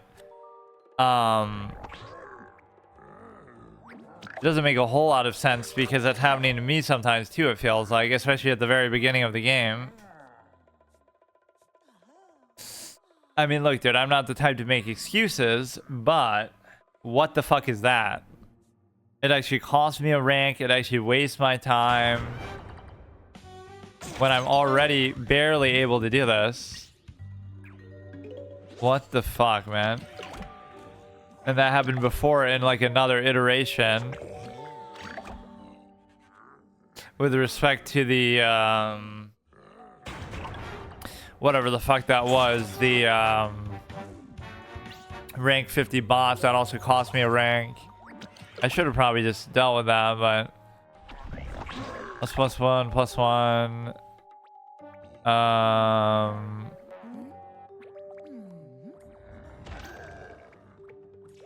You know, like you're meant to be playing this defensively, so I don't see why I wouldn't do that. So this one won't actually kill it. But you don't really need team up with this, like the other one that does 2 damage but has team up, because these ones have team up anyway, and that's typically what I'm playing them with anyway in the first place. So the spine apple would have been good there.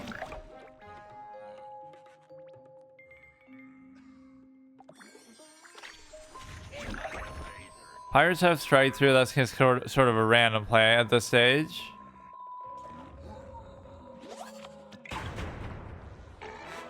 Deadly is a little bit annoying. I don't know really what to do with this if you're not going to be able to do that. Right, like if you have Deadly so much, I don't know what I can do.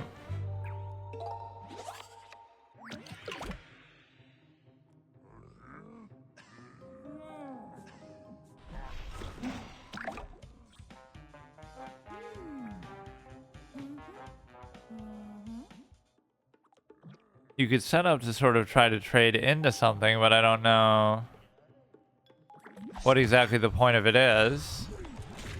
That also has Deadly, but it's not a pirate, it's just a... Wait, why is it even a pet? Smelly zombie, pet zombie, but why? What about it as a pet? Because it has flies on it or something?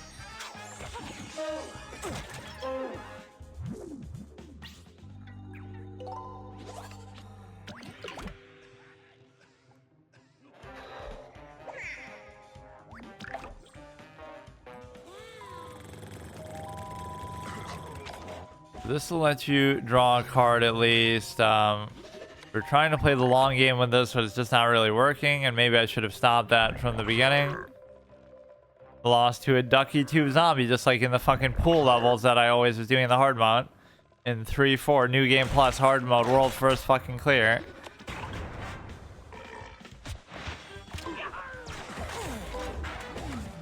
Yeah, that you can wait, but not really too long. And so I don't really see the path to win here, but maybe there's something. You could do the bullseye, you could do that.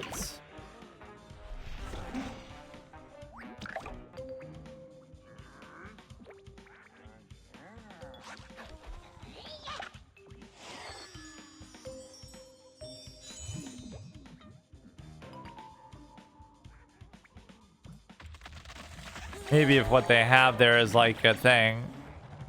If it's like only had 2 health, that would have been good.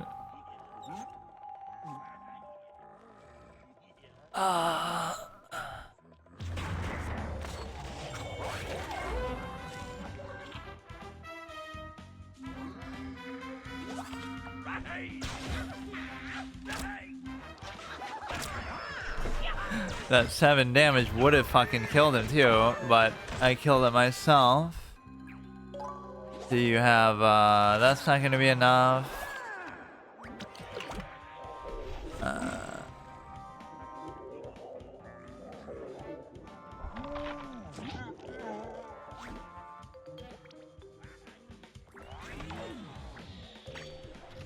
There's really nothing I can mathematically do there, so fuck it. And maybe I would have been on a good streak with the last guy, but I couldn't play because they disconnected me.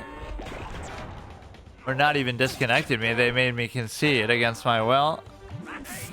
So that could be a hacker issue, that could be a... Like really, what if I had won that game? Then that next matchup might not have happened, so... You know, I would have been going from 3 to 4 stars instead of now from 2 to 1. Absolutely fucking ridiculous. But give me some of those wins back and then I don't mind. Right, let them concede the way they sometimes do. Which I'd rather it not be that way, but okay. That is kind of bullshit, you know what I mean? Like, just for the sake of time.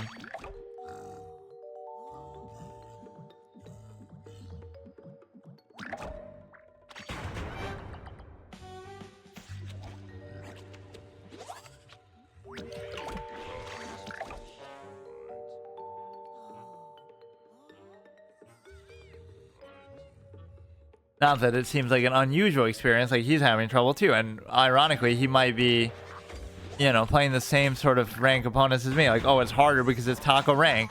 I don't know what changes in taco rank. It's probably the same thing. There's no win streak. You're already losing ranks. Like, what could they introduce? Oh, there's going to be losing streaks now too or some shit.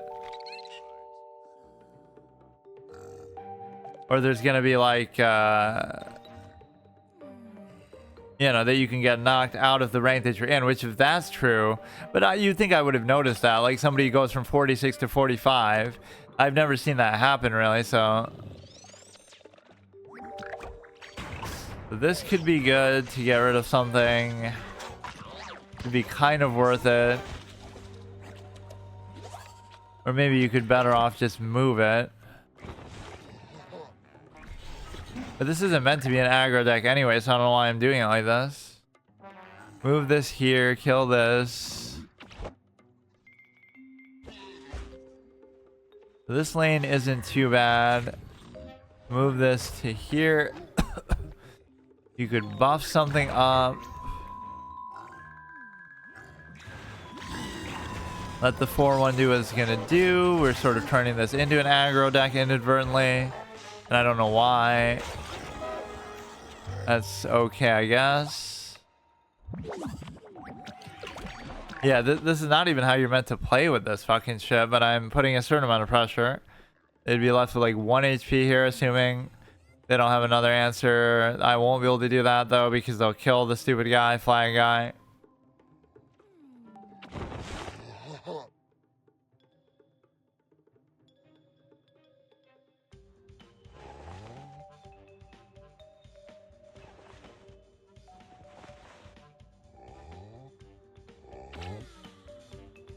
Okay, they'll heal a little bit there, I guess. This should get them pretty low, but they might get saved by the block meter in that. They should pretty likely. And come up with the whole algorithm as to how, or maybe not. Now that'll help. That'll do the 7 guaranteed. I'm getting pretty low too, and I can't deal with this lane very well. So they're definitely going to get saved this time.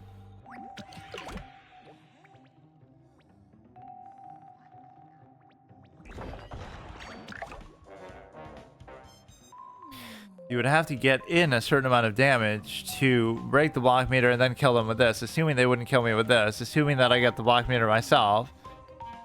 I have to play around their block meter while relying on my block meter and then hoping that what they get from the block meter doesn't kill me.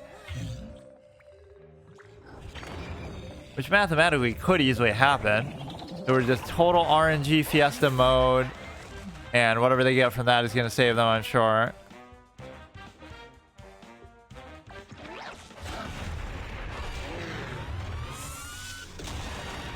Again, it could have easily triggered it.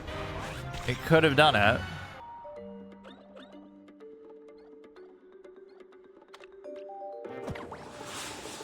This one has done actually generally pretty well. The ice one.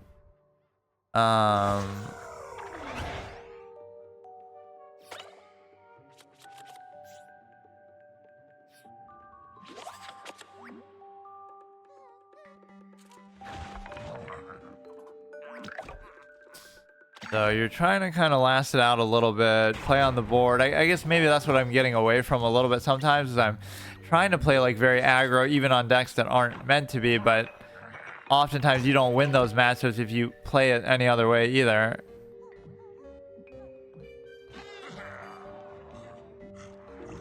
Oh my god. Fine, I was gonna kill that, but you better just deal with this first.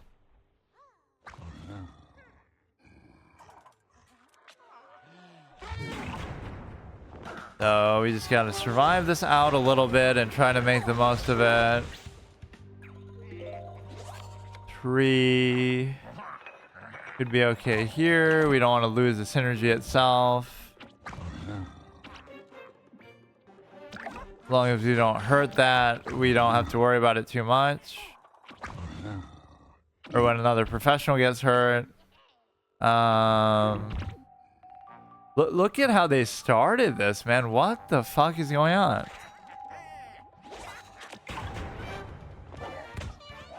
None of it is really that strong on its own, but it's just like... Maybe I shouldn't try to save those freeze effects either. One of these we could just kind of fuck over with the environment. This is... Guard of Tricks gives +1/+1 moves to a random lane, which means it would be guaranteed to move there. This thing could be dealt with. And this thing could be dealt with.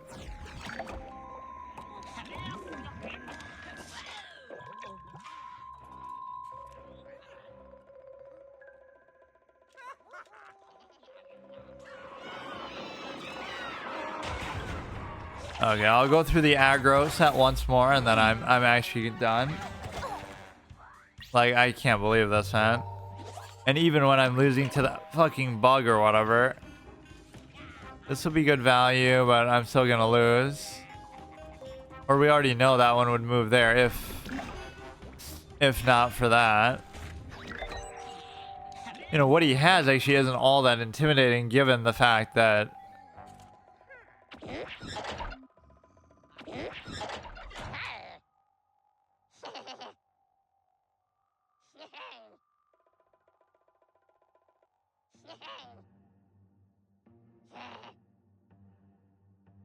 his friends keep telling him it's too dangerous, but he never listens. He's having a blast. For some of those, you could interpret like, oh, that's how they originally died. The fact that they, you know, it'll explain based on what they're doing. That's how they were when they died. As in, oh, he was trying to do this crazy thing in a rocket, and he never listened. That's how he ended up becoming a zombie.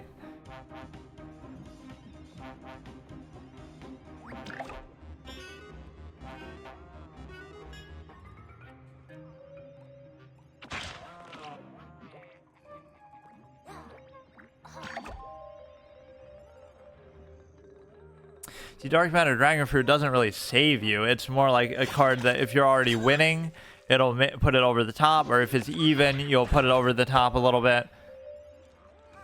You go from even to winning, or from whatever to whatever, but you won't actually win, or you won't actually come back from a situation like this because of the simple fact that you're already too low on health and stuff.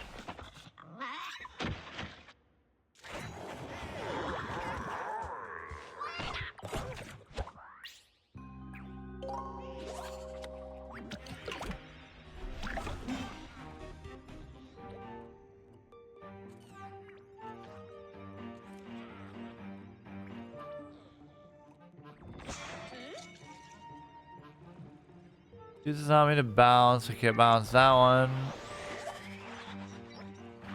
I wasn't doing it for that even. I was like, oh, I'll do it for the amphibious, but let's see if we can frustrate them and make sure they get 0 damage in. They'll hit me for 4.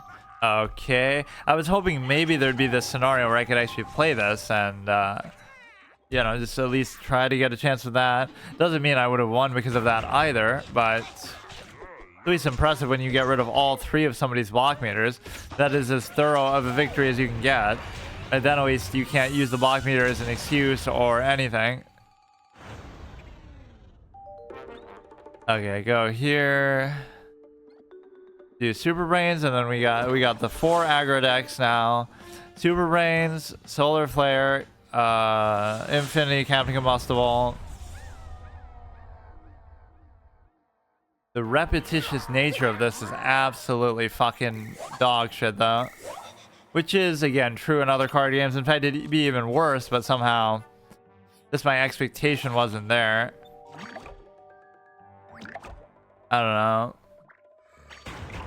It's not even that, oh, I was expecting it to be easy, but I wasn't expecting it to be like this either.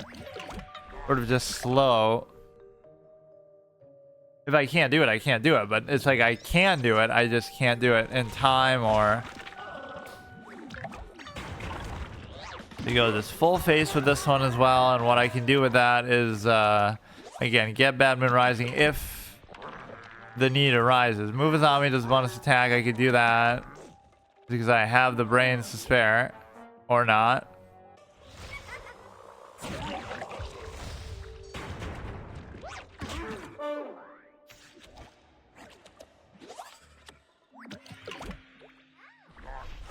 We can move that into a bonus attack, and we'll do quite a bit because we have, assuming that they don't get saved by the block meter, but they will, or they might not. That'd be kind of sick. So they're already down to 2.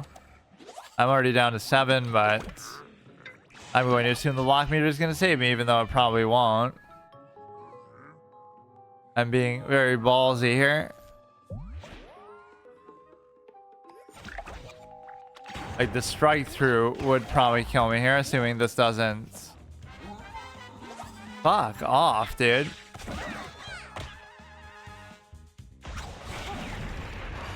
At least we wrap these up pretty fucking quick, whether we win or lose. That's one thing I do like about aggro.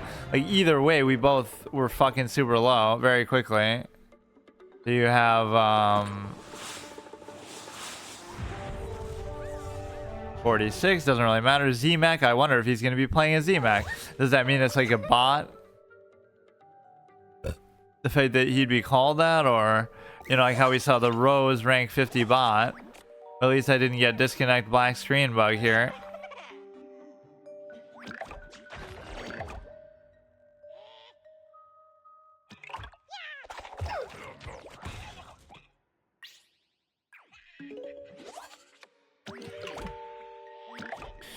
Just get in as much face damage as you can. Don't really care about that. Do as many tricks as you want. This is what it's going to be, is that we're going to keep winning against bots, but it shouldn't really matter that much. Their deck is already going to be pretty good anyway. You would think it would have the little hyphen in between. So you go here, go here. Untrickable is all cute and a mechanic that I wish I had more of myself, but we kind of manifested in a different way. Whether I have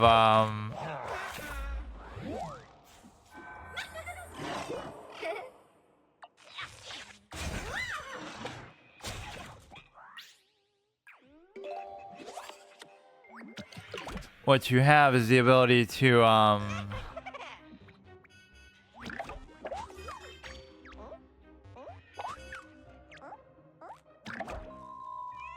do it like this. Yeah, maybe this is what it'll be. Like, this could be an easy matchup because they'll play it weirdly, but maybe not. A lot of fucking buffs.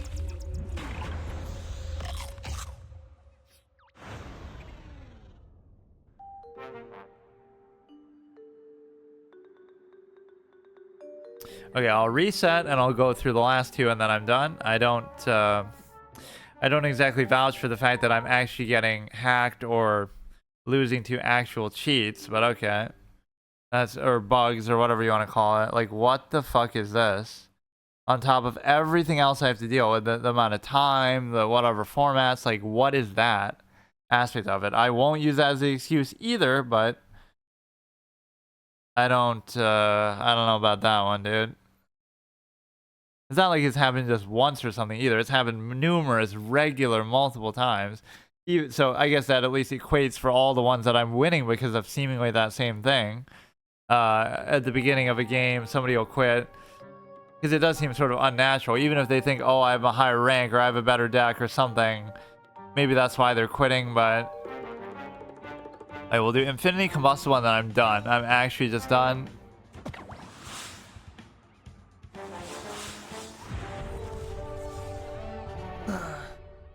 Yeah, that I don't want to see be a part of this run. Like, just let me actually play it out. If I can't do it, I can't do it.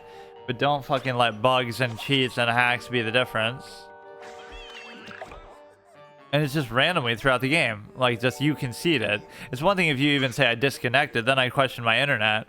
How are you saying I conceded when I'm not even in that menu? Like, okay, this will be fine. This will be fine. Strike through.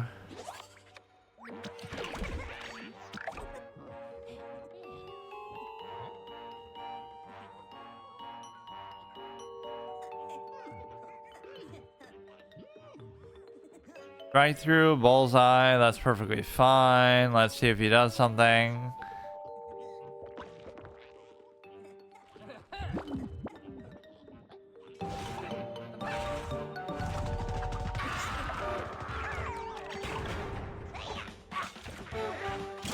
This would kill his own shit there if you did that. I almost don't want to bother with it though.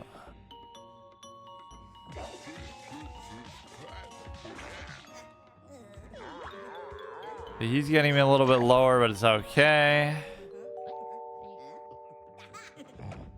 That doesn't bother me too much either. 100 card that costs 4 or more. Pretty efficient though. It's a fucking 3 cost. It should be a 4 cost card itself.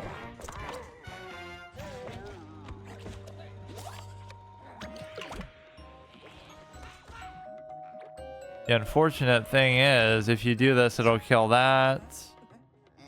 But I don't really know what else I can do with that.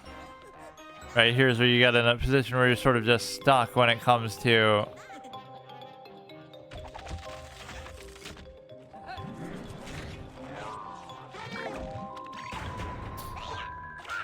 They're down to 2 cards, which gives me some hope, but it's not really the kind of thing you want to happen. Right, this isn't the kind of deck, so this will be okay, I guess. But it's untrickable, so you can't even do it.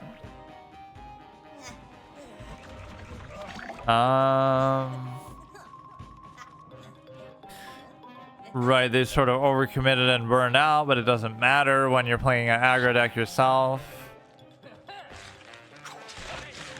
That'll die to the little dinky environment. Would be nice if I could get rid of this somehow, but...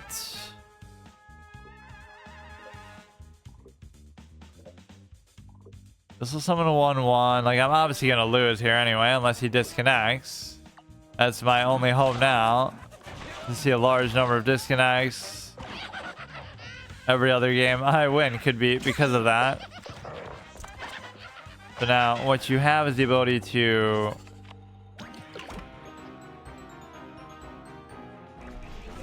not really do much of anything, so it's fine. At least if I could have popped this, it would have killed everything else, but I can't even do it.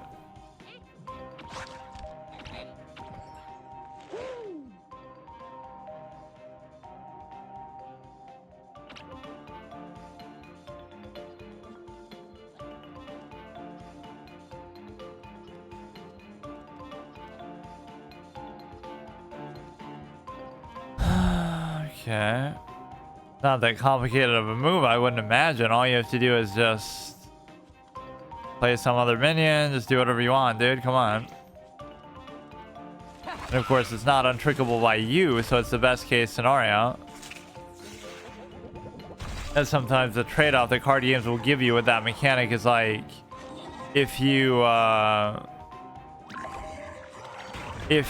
have an elusive effect like that, hexproof, whatever, it means that you can't target it or buff it either, at least.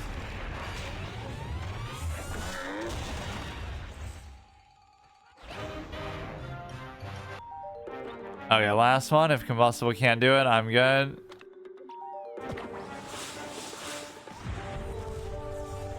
I'm not going to entirely say that that was the reason why, because of those disconnect, whatever, but it's just like it does sort of hurt the pace of it when I'm trying to commit a certain amount of time to it. Because, you know, you're at like 3 stars and you lose 1, that really throws you off. I did that bug where it's like, if you play it too fast or something, it does that. I'm just breaking the very fabric of this fucking game by playing it this much or whatever I'm doing. That's already going to be a high priority target because of the buffing, auto buffing.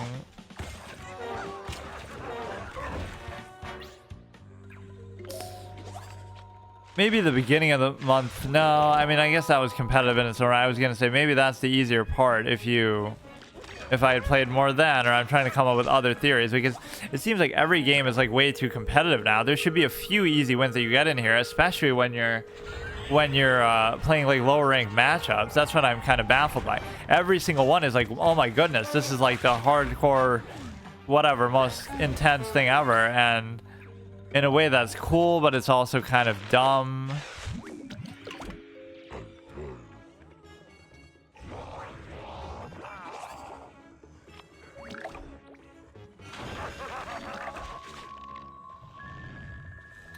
We have like 5 damage between these two. That could be very good. Everybody is spamming the shit out of those stupid ass candies. So now you would have lethal, but you would have to play them on separate turns. Assuming I can't get like a little more damage in, and that should pretty much do it. But they might get saved by the block meter. Ha ha, very fun. There should be certain things that are immune to the block meter too, like effects. Like this should be a, well, there are obviously cards that are going to have effects like that with bullseye, but there's not enough of them. Like this should have bullseye as an effect. Now, assuming they don't heal or something, we could, okay, dude. We could do Berry Blast, but now I just give up. See, it came down to, oh, it could have killed him, so am I supposed to take that risk or not? Like, hindsight would say, oh, you shouldn't have done it, of course, he got the block meter, but there's no way to know that. If it had worked, then I just won, so...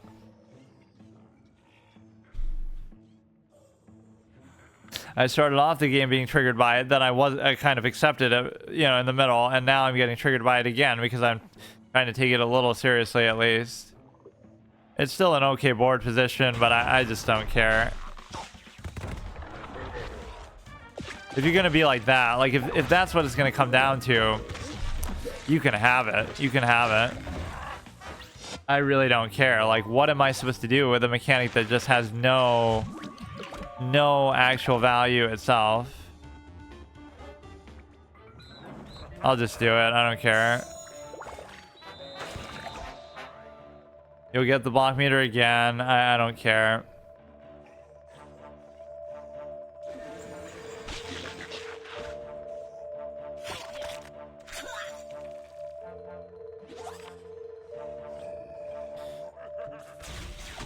Once again, you could get saved by it, you might not get saved by it, so it's impossible to even make an informed move then to know what you're doing.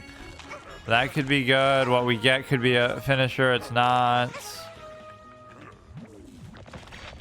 So that won't present lethal either, even if you could do it. They get the heal though that time right on command. That's not a very good play. Or just to do it on that, what the fuck?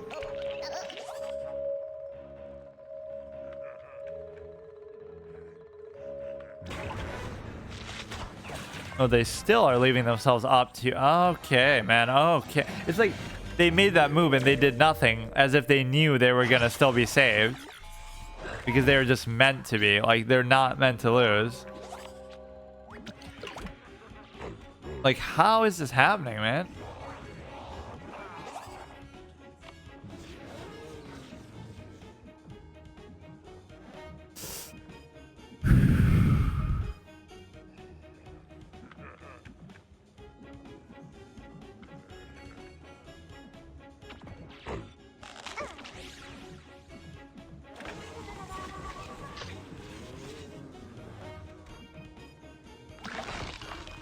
Need a fucking Berry Blast or some shit, man.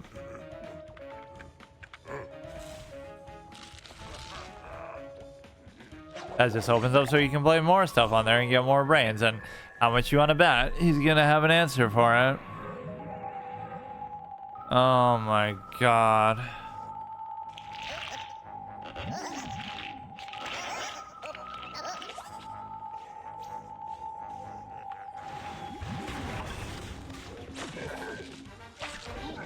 Could just top deck Berry Blast. That would be a very fitting way to win.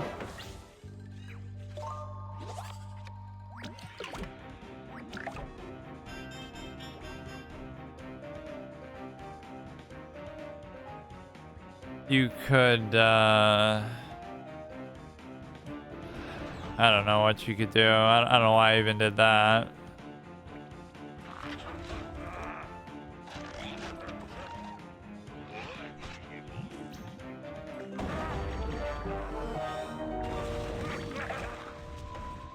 I mean, clearly, since they've used every removal card imaginable that could fit in a deck, you maybe actually might lose here, but...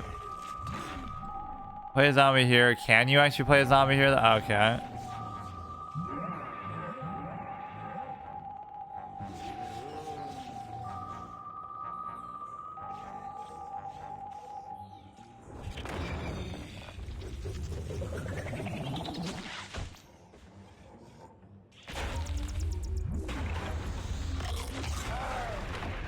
All these sort of close calls trigger me.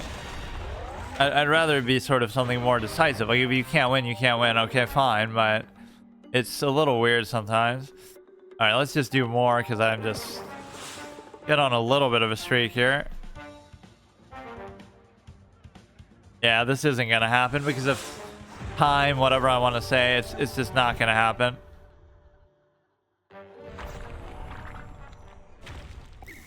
It's impossible. I mean, I could sit here all day. It's just you can't get a consistent streak. I'll eventually do it, but I can't do this every single day.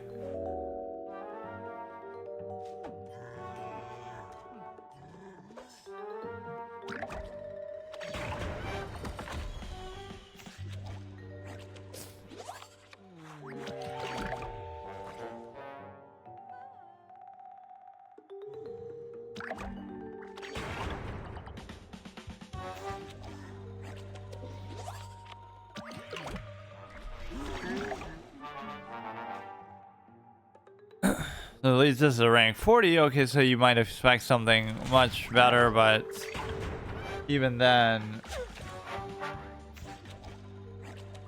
I've beaten a number of them, so that doesn't even bother me too much. And I shouldn't really go for that value now, although I do like the... I don't know. Hey, how's it going? Thanks. Ninja...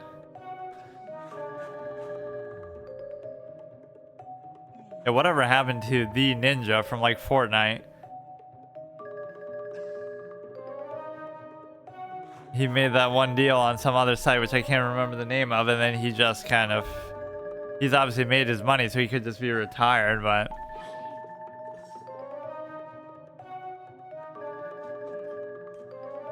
Okay, hurry up.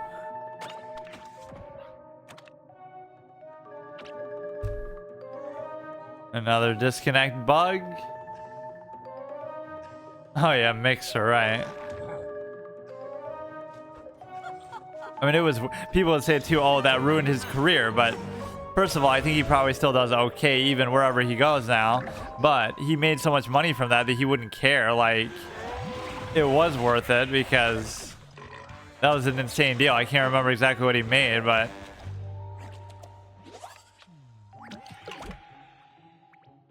Okay, you can move this.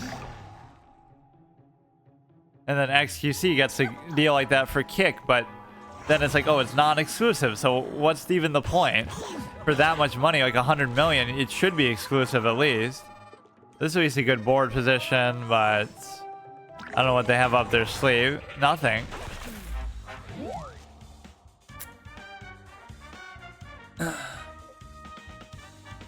-2, that's kind of not a very impressive play either still. Now you have the ability to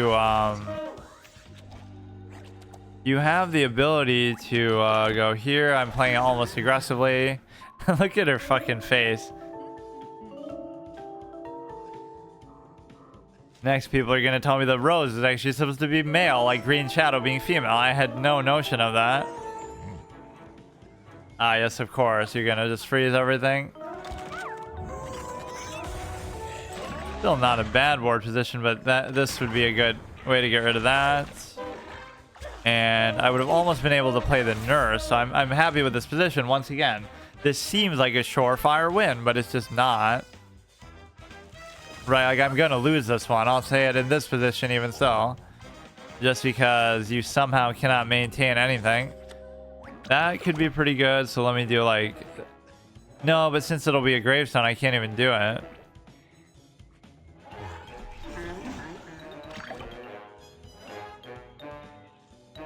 I should have almost tried to just go face there in the water.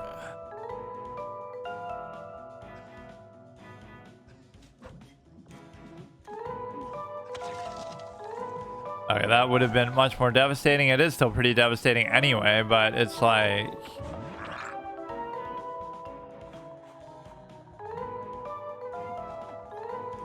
This thing is pretty nasty.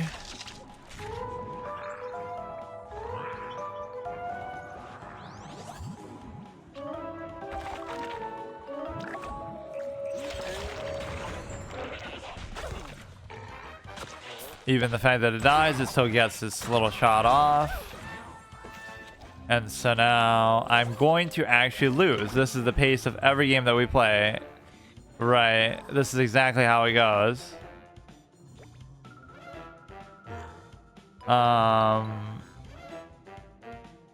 Actually doesn't add up very well mathematically, but I'll try this, I guess. Right, they're obviously gonna have answers for everything now. You should always make a point to try to play multiple things then, so okay. Not a surprise though, isn't that what I just said? It's so fucking like stale at a certain point, man. When you play a dancing card, deal 2 damage.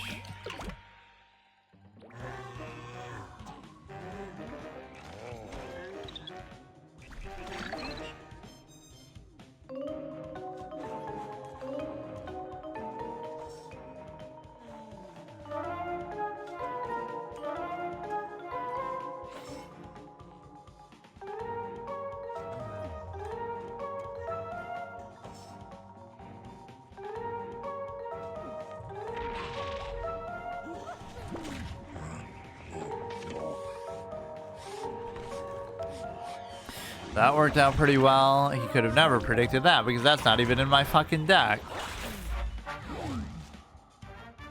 Of course, there won't be any way that I can really get rid of that. Or even that'll buff him up. Right, every time something gets frozen. They lost their block meter fully, which means I'm still going to lose because it just fucking goes on forever. This is all unplayable. That's unplayable.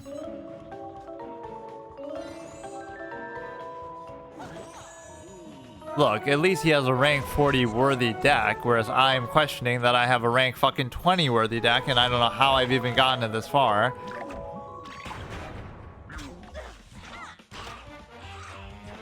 I mean, I do have some really good cards in some of these. It's just so not cohesive because it's just random. Like, you just know, like, this whole game was pointless for both of us. You knew the whole time I wasn't going to win. There was never a point where I thought I was going to win. It seems like I'm winning on the board. It seems like in terms of health, you're just not going to win because he has every fucking synergy, every fucking value. There's nothing you can do. Yeah, this card is really unique in that effect. Nothing else really does that, where it freezes a gravestone. It doesn't even probably mention that. Oh no, it does say that.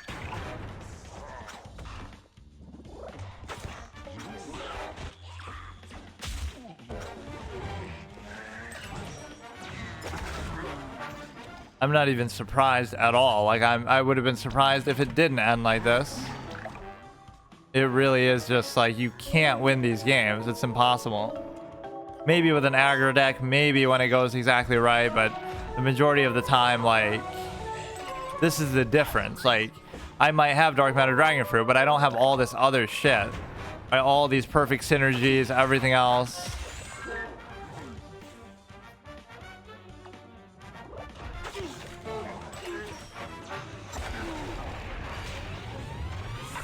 Guess I could have stalled it out for one more little more time, but who cares? Okay, combustible, let's do Walnut.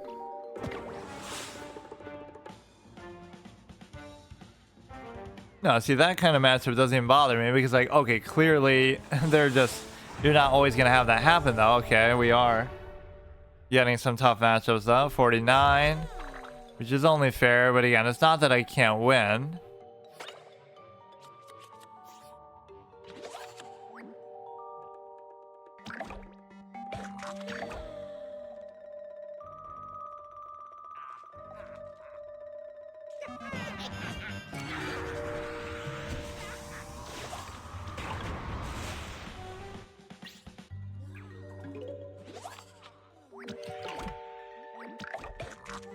Put everything down here, that's fine. Again, the win condition for Walnut can be very difficult too.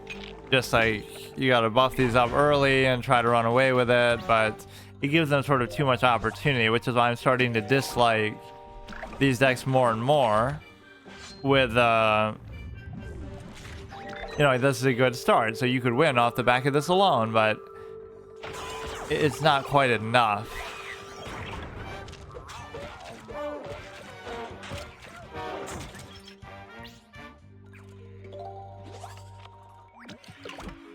Right, even with that, that's pretty good.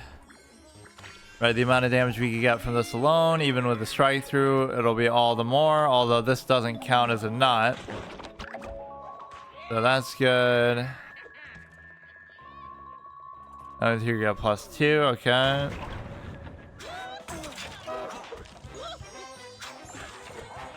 This is looking pretty good so far.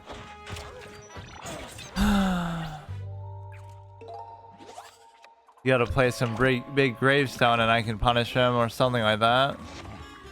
I mean, see, we gotta end it quickly though. You might think, oh, this is an aggro wall night, because it almost is. Because if I don't win, like, really in the next 2 turns, I'm gonna lose 100%, because that's how this game works. Like, literally next turn I have to win. If I don't win this turn right now, I lost. I'll just concede. It's objectively impossible after that point against any sort of moderate deck that we see on the ladder. It just always happens. Nothing you can do.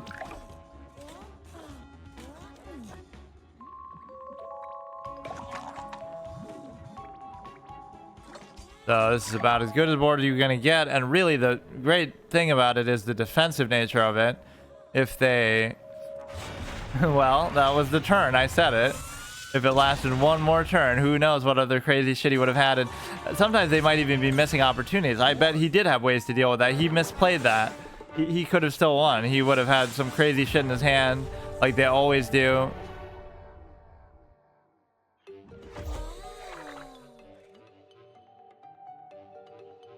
That's not bad, but I don't know. You should... probably you'd rather want a 1-cost walnut in case I get the superpower would be good. The rank 32. You know, I would even ask for the low rank matchups that we sometimes get, but I've been losing to a lot of those as well, so it's just not really even helping. You should probably do this.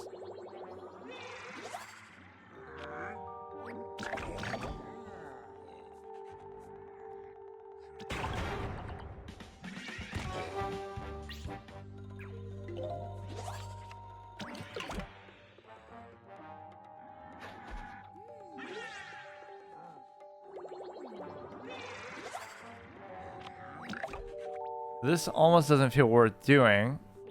I don't know to what extent environments might or might not come into play here, so I could save it for when I do this and then do it, but doesn't matter.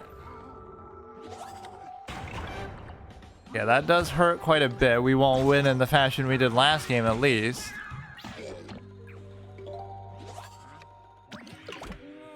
You gotta play it with some pace, basically. If you, you know, if you're able to basically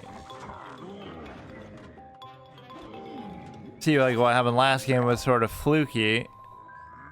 You just get like a really good high efficiency board, and they don't have like that AoE spray stupid shit that kills everything with 2 or less.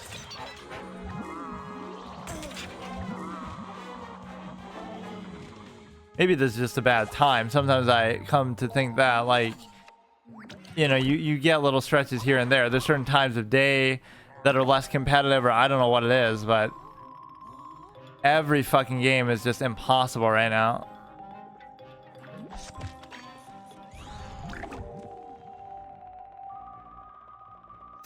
What I will say is that if this game had a proper matchmaking system, it would be literally impossible for me to have done this, because to whatever extent that helps, right? But hey, you got to take the good with the bad. That's also why it would be hard to do it in the first place. Like, you're getting all these unfair matchups at lower ranks too, so... but it is a very weird thing. But this has certainly done its job, and I'd want to keep it around a little longer. This guy's getting out of control. I don't know exactly what to do with that. Maybe we'll just do this.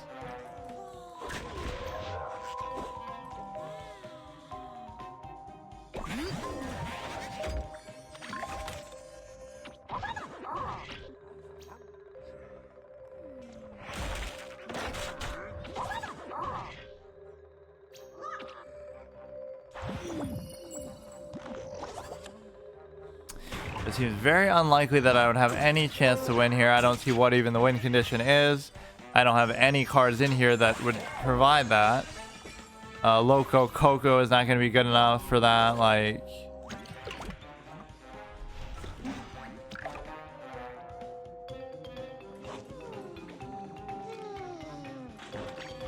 yeah, we beat the rank 49 though. That was at least a good ladder victory. It just means nothing because it's totally a fluke. There's no consistency to this at all.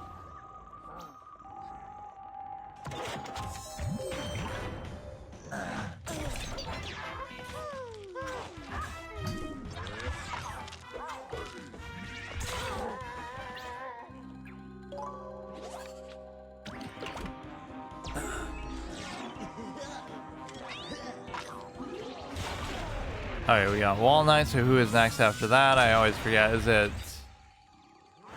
it going to be the Super Brains? Or now it's the Smash, apparently? No, I mean, I could literally do this all day. I'll just sit here and I still won't even necessarily be guaranteed to make any progress.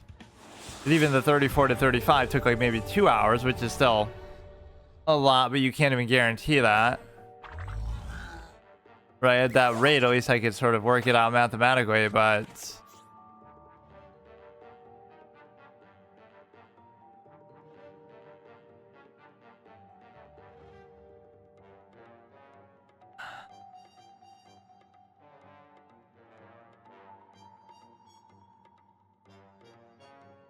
yeah, on average, the best stretches are definitely coming with aggro decks, which is not a surprise because when the game drags out, I just don't have that kind of value. It's just pretty painfully obvious where it almost feels like I don't like to concede. In fact, I never concede, but I like to see them get the proper outcome and interaction and whatever they want. But it's just, you can just tell these decks are just not up to the challenge anymore. Anything that isn't one of those 4 aggro decks, even that one's a recent development, the stupid Badman Rising one, but at least that could be the most diverse one, at least, because it has both sides. You play it like aggro, but then if you get Badman Rising, then so be it. You're not really playing for Badman Rising, but it just assumes that you'll have a few minions out there anyway. So if your aggro fails, you can sort of turn it up and just go for that. And then if that still fails, then I don't know what the fuck to tell you, but...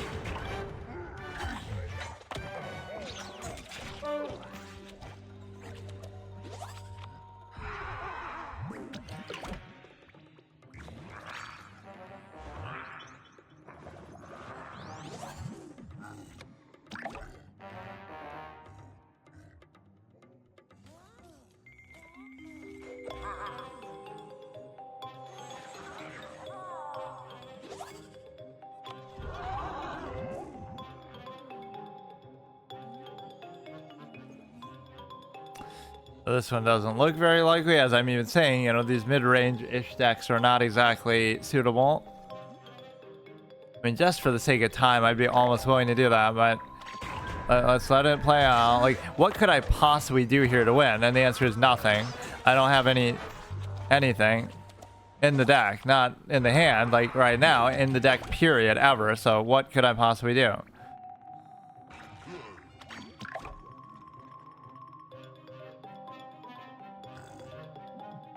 Even if I get to play this, get the nurse, it still won't be enough.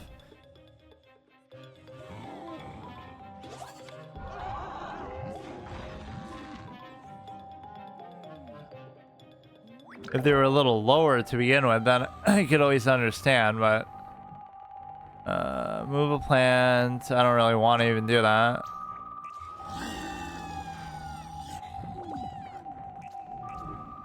I don't know, just do it for the fuck of it.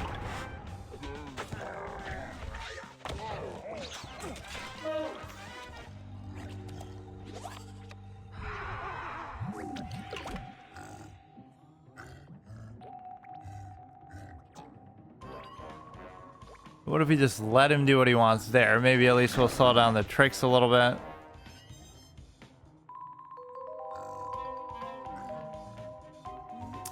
So that whatever lethal we could pose could come... Okay.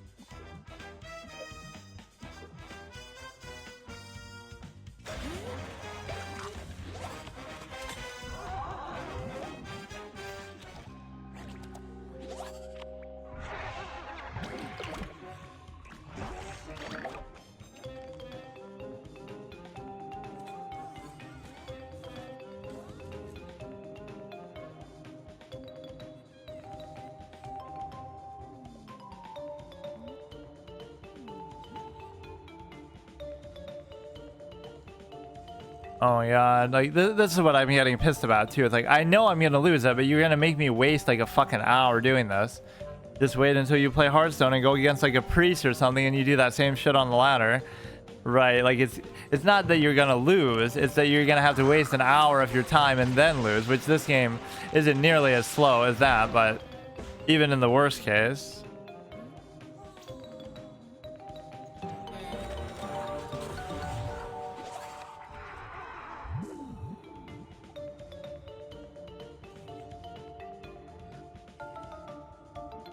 Bro, can you just hurry up? Like, what the fuck are you waiting for? You objectively win. There's nothing anybody in the game can do. You fucking clown.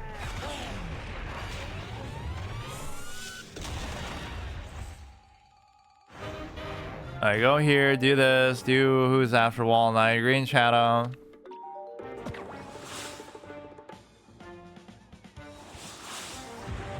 So he did give me a couple good streaks here, and if I get the little snowdrop synergy early on, that can be potentially very good.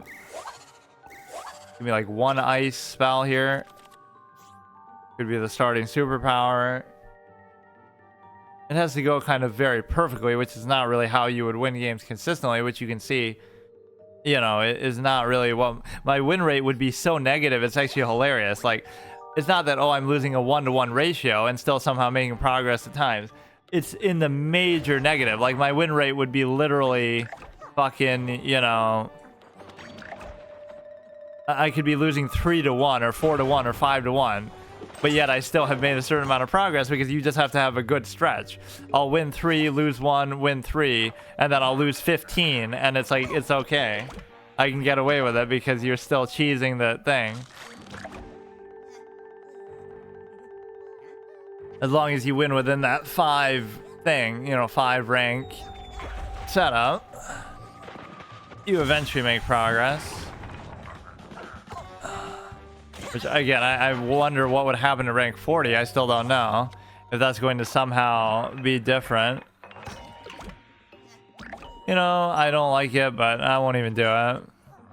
See, that kind of turn, you just lose. That turn equals loss. The rest of the game is irrelevant. You can't have a turn like that where you just don't play anything.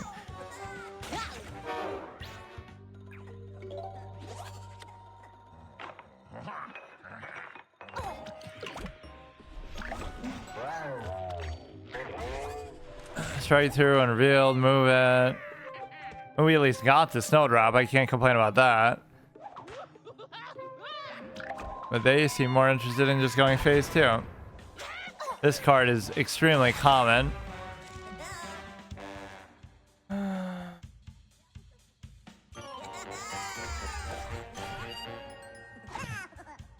No, all the tryhards are out. I guess it's because it's getting towards the end of the month, so that everybody's trying to get to rank 50 now, whereas before, the middle period was maybe the less competitive because they're already like... I don't know.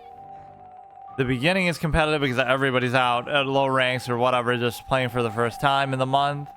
The ending could be competitive, so maybe the middle is the least competitive-ish. It's kind of the middle now. That, whatever, I don't know.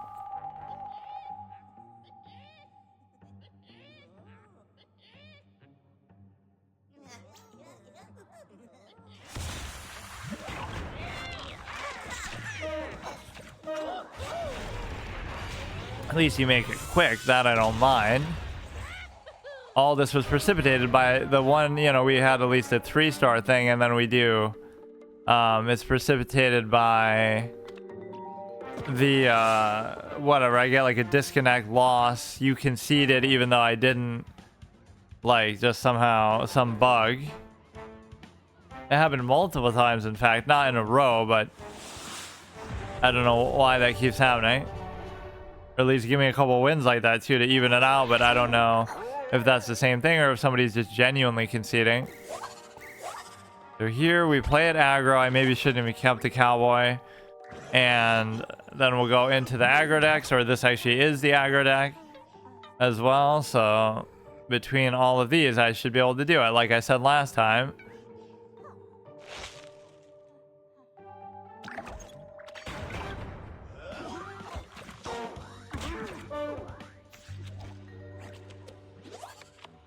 Okay, just go full face, full aggro. People seem to have trouble dealing with amphibious at times.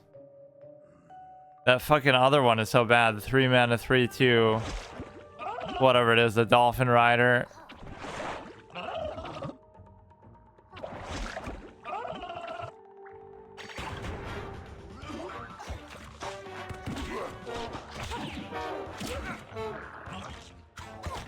This would be good potentially if you,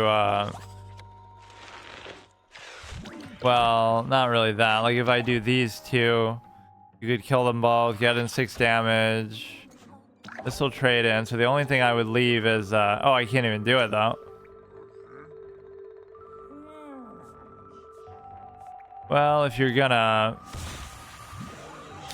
suffer from that anyway, you may as well just, you know, destroy the most high stakes one. It's still not the end of the world, but I can't figure out exactly how. You could get a really good cowboy. You'll get in, honestly, 4 hits because you'll survive both and still do that one. But even if you were to do that, you would get the stupid ass block meter. Let's see if we'll get the sexiest cowboy we've ever seen. It's possible too that that wouldn't happen. Okay, fine. It'll still kill that and go to the 3rd lane, 9 damage. If you don't have an answer, which I'm sure you inevitably do. No, I want to see one of these games where you actually get the block meter or the Bad Moon Rising value. That just hasn't happened because I can't last long enough, I guess. Or typically, I guess I'm winning before that too. Even here, I have a vague chance. You have, you could try to go for this. You could try to steal some of their block meter. So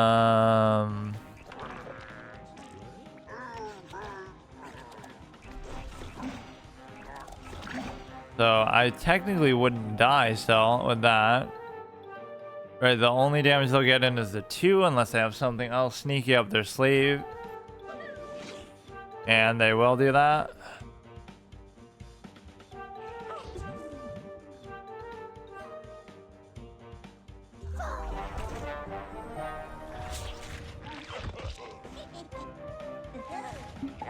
Maybe if I had done it in the reversed other position then, or maybe with this you will actually save it. Because the block meter is so fun. This will get me within the threshold. This will put me over. These two combined could potentially kill him depending on whether his triggers as well. Just let the RNG run its course. Nothing to do with me, man. Okay, 3 more aggro decks to go, and I keep fluffing them up, but they're not really delivering right now. But generally, they have been so much better. Solar Flare, Combustible, and Infinity. Rank 17, which means I'll get my ass beat because it just doesn't seem to matter anymore. I don't get it. This is a little different of a session than we've typically had.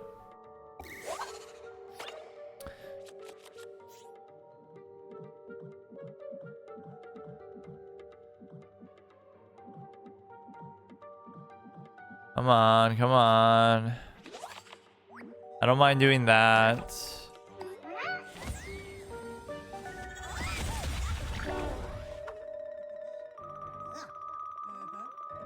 Right, I don't mind berry blasting the face, but I don't have to, at least. Or even I don't even have to do that. I could do, let's see if he doesn't put any board presence down, or, you know, this can get out of hand very quickly for you, even though the damage you're presenting is not that much now. Right, it might have been better just to do that. But they can get out of control. You could do 2 and 2 for that. Or let's just do 3 and 1. Or maybe if they try to, even if they play something there, I almost don't care since I have so much firepower. Let's just go here, here.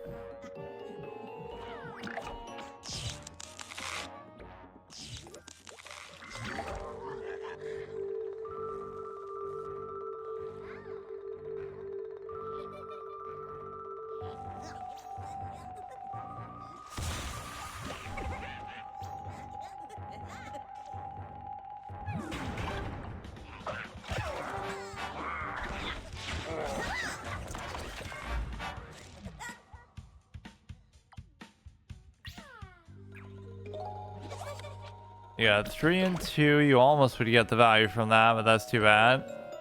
Or unless you want to try to block something, I'll kill it here. As long as you feel like you're getting in the same amount of damage as a result of doing it. Right, if he plays like a 2-2 there.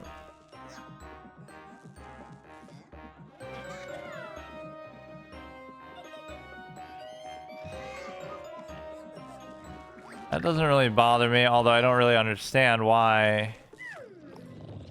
Like, see, now you get forced to do it, because if I don't, then I'm not doing anything, so.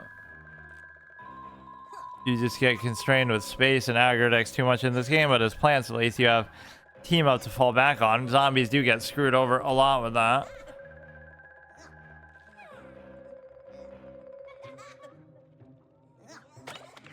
$47, oh shit, he's cruising.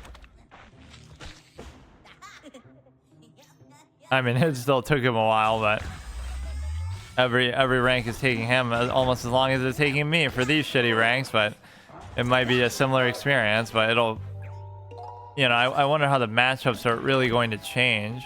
So summon something and I'll do this and I'll do this, and that should be enough for lethal, I assume.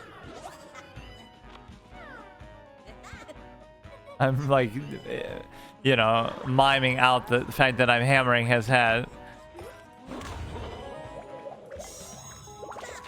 I probably shouldn't even bother doing that, but right, what's it gonna really do? They'll just get the block meter, they'll survive.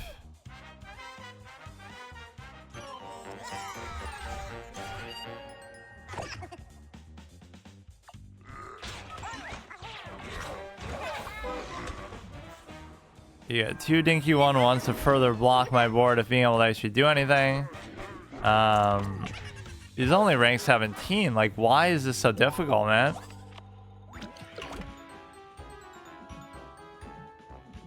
I just like those games that are over so fucking quick.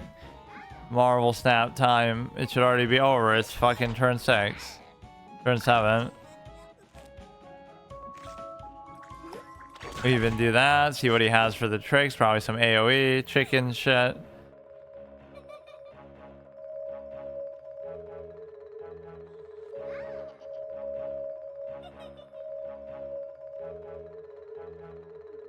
As long as you get deadly, that doesn't really matter. It's got to be something better than that.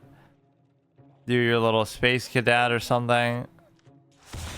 Okay, move it. You still could get killed by this. It'll somehow single-handedly trigger the block meter. I like this guy's spirit, though. At least he doesn't concede the way that, oh shit, the way that some people do. Oh my god. Why wouldn't you freeze something else, though, still? Because I was gonna trade in anyway. But they're still hanging on by a thread here.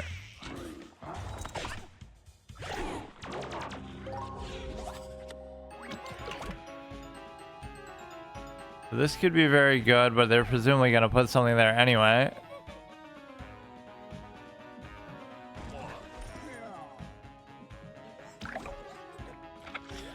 So let's see what we can do. That's still not going to be enough, I bet.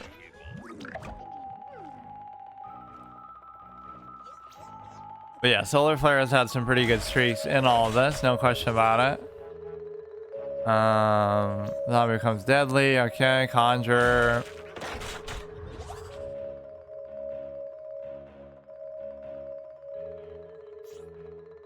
Okay. That's how difficult it is to beat a rank 17. Now I know. Reverse the roles. That was the same way I was when I was 17 because, you know, you would certainly play up to your competition at times. At least this one, I won't be as upset if I struggle, but you can't really judge it by that, I guess. Because by this time in the month, anybody who's like really a try-hard good player or whatever is going to already be where they want to be. Right, you're not going to be like rank 10 now if you're serious. I guess I'm saying that about everybody on the friends list except for literally like 2 people who are try-harding.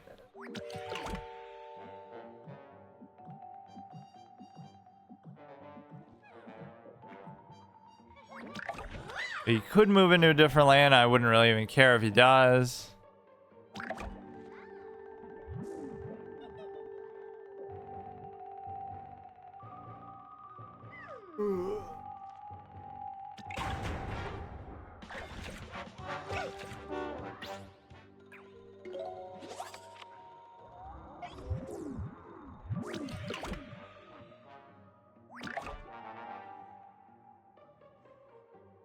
You could do 2 and 2 like that, or you could just ignore it completely and do this. The likelihood of dying. Oh shit, but that was the best place he could have gone, I guess. I fucked up. Or he would have done that anyway, so fine. See, I don't even care. Like, we're still trying to win the damage battle. You can let that guy do whatever it wants. You're never going to be able to rely on it consistently, at least. I guess we could do the blues variant, kill it with that. Or I could do 2 and 3, 5, but I kind of just want to be sure it's gone then.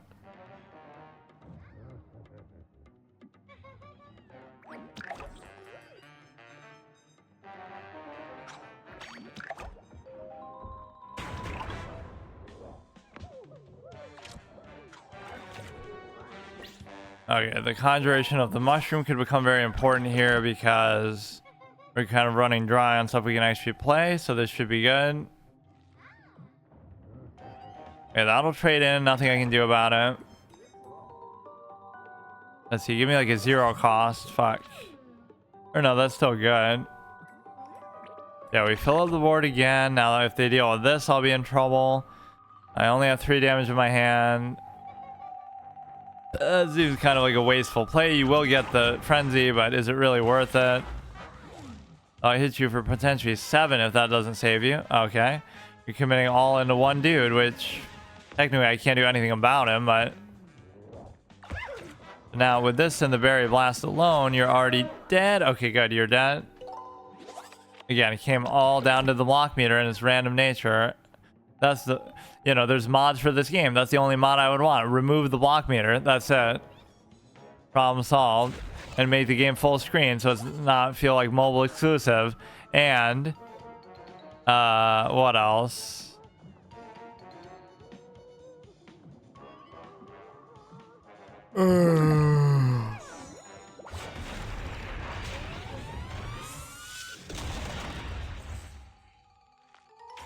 Yeah, that's good. 2 stars. Let's see if we can get it in a good streak here.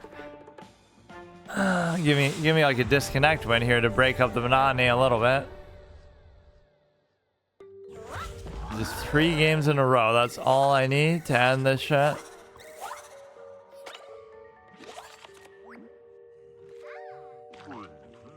Alright, that'll be worth it, even though you'd rather go face. You don't want him to get that infinite value, but there's sort of a fine line that you have to go through with respect to... I wouldn't mind doing this. I mean, look, dude. What the fuck is this?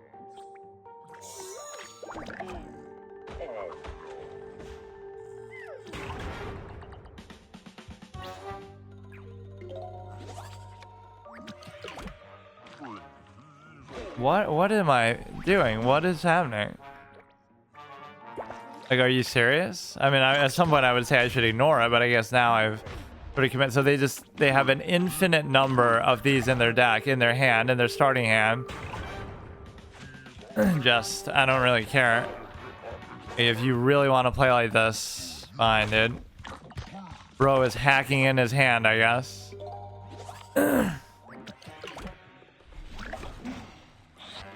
I am supposed to play aggro, but I guess I just got distracted by those, and it's one thing if they have different conjuration effects, but to get that same guy that many times.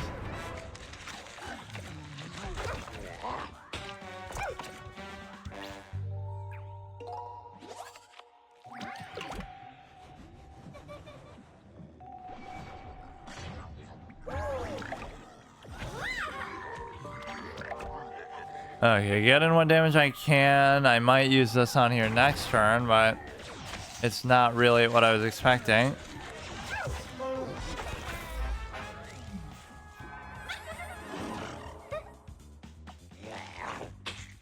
Get in the 4, get in the 2, that's not bad. So all you have to do now is, maybe I should do that. I shouldn't worry too much about my health, but it's kind of like nothing else I can do there. You'll get in the dinky 1 there, but all these little small amounts can be good just to pop the block meter itself. Now you get like some weird internal interaction. Which one does it move to then? It can't decide between the two. The one that's further left, I guess? Or it could just be random.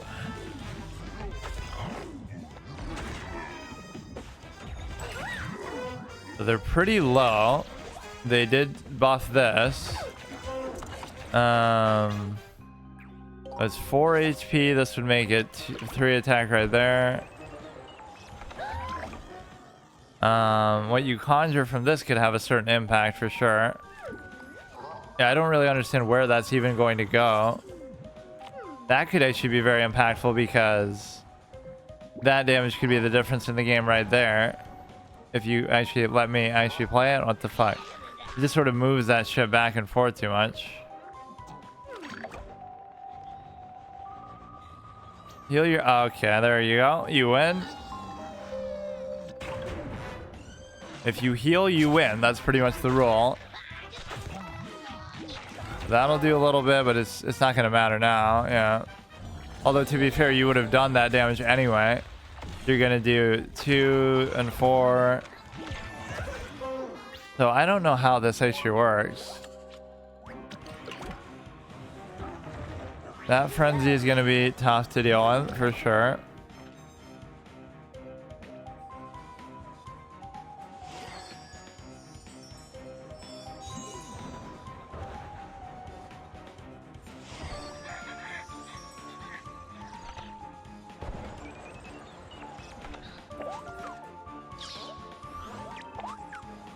But obviously the heal is what did it there. So who do we got left? We got Infinity and Combustible, and so I'll actually let that be the end here. I've been saying it for a couple hours, but I'll actually do it now.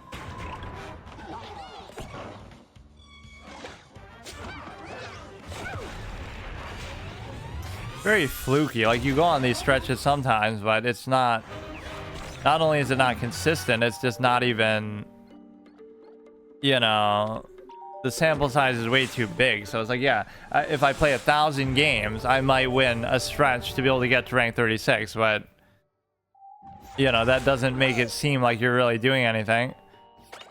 Or I don't know why I even wanted to keep that.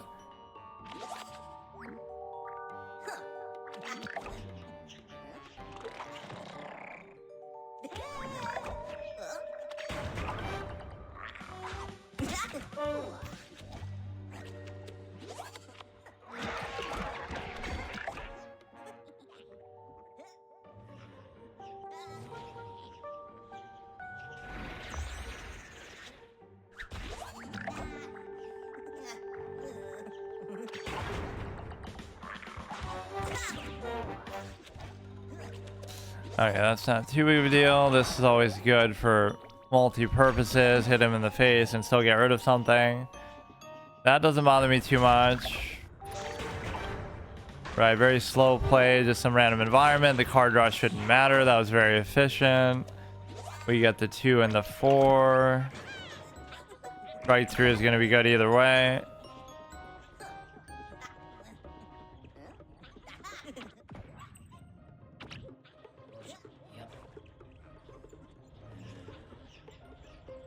Okay, that'll still be alive. And what you can do is you can try to do maybe these two together. I kind of like the overshoot, but you know, it just doesn't add up mathematically. Is he really gonna have like a bean meme caliber deck? He only has 2 cards left in his hand, so it shouldn't be too big of a deal. And before the bean OTK, but that's not even a bean. Do 1 damage, yeah, we'll just do that anyway, just because he's gonna be annoying with it. Or I could have set up to do that, but let's just see. We'll do the shark. And then we're able to...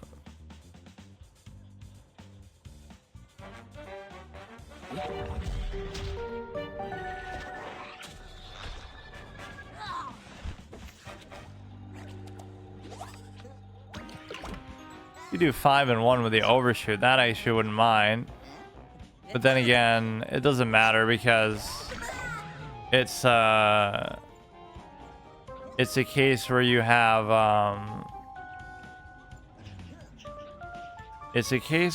the ability to whatever, like it would have died, but it would have still done the overshoot damage.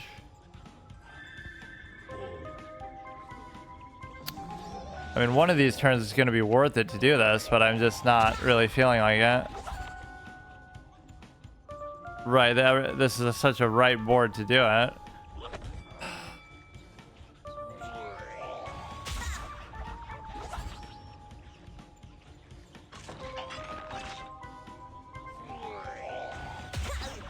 And in fact, it's even better because if since this thing will still be around, it'll die first. It'll die from the, you know, effect of that.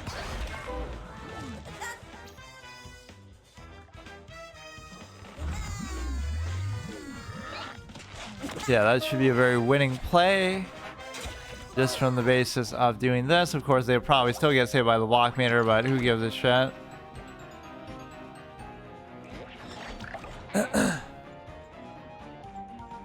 Right, you'll clear his whole board here, except for that, I guess. Deal 3 damage to zombies here next door.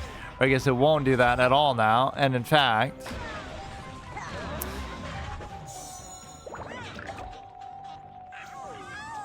not only won't it do that, but it'll also... buff that and whatever, dude. They could have totally done that a move or two before, but... I wouldn't have known, like... I don't know. You don't actually see that guy too much either, the Gloom Shroom. Okay, we got Combustible.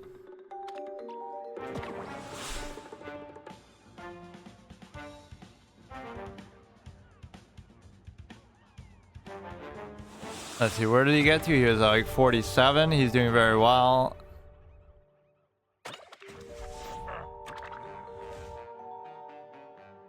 Okay, we got a 1, 2, 3, 4 curve, perfectly fine.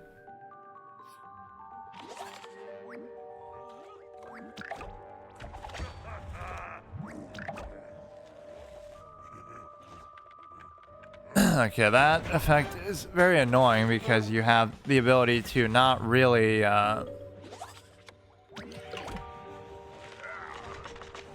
you know what, maybe I'll just do that. Because you have the ability to fucking, you know, not control where your shit's going, so you can't really play around what they're doing as much. So this should be pretty straightforward, that's okay. Then we can look to try to do this maybe. I don't really care too much about whatever they're doing as far as whatever pseudo aggro bullshit they're gonna do. You could maybe even do this and this if you felt like it's gonna survive. I might actually have some vague notion of that. Depending on what the cost of this is, which is bounce the plant. Okay, fine, dude, fine. Go ahead and do it.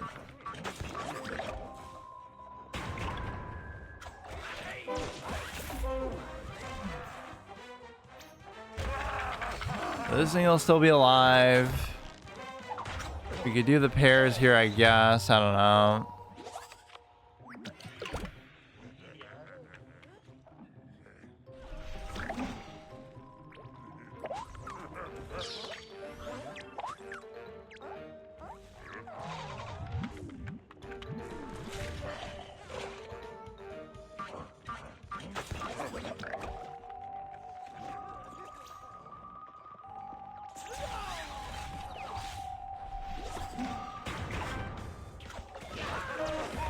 Still not a bad spot. They're relatively low. We have nice little finisher with that.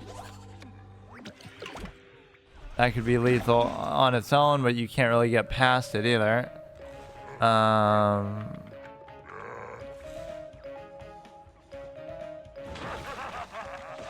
should have done that actually the opposite way, but just to maybe kill that. So we're not really going to get any damage in. Bounce the plant. Okay. You're going to get 6 damage with the strike through anyway, so 6, 8. I was even saying, oh, I don't care about the strike through too much, but you get like a bonus attack. Okay, as usual, get carried by the block meter. Oh, shit. I was not expecting that. Block meter versus block meter, and the players just sit and watch. Great mechanic. This would be okay here, I guess. I don't know.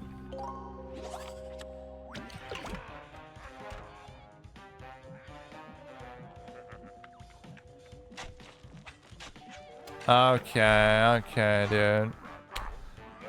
Okay, fucking go here, here. Go here. Hope you get a little bit of damage in.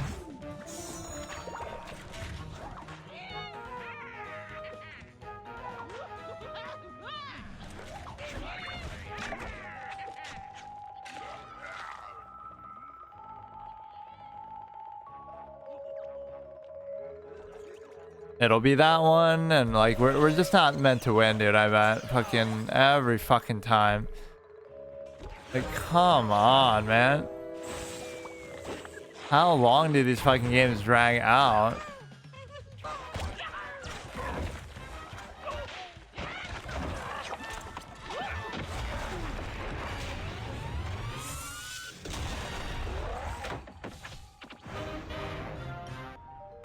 Alright, I'll see you tomorrow, I guess. Fucking... Yeah, I kind of concede there, though. I can't keep up with the 2... That's like 2 days. Is it 2 days in a row, or was it? I don't know. Like, if you do the math, let's do the math. If I get 2 ranks a day, which I clearly can't do, then what would be the math? Like, assuming it ends the 15th.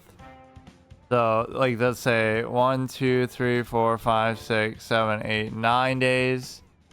9 days, if you get an average of 2, you'd be 18. So it's pretty much caught up now. Right, where I'd have to do a minimum of 2 every day.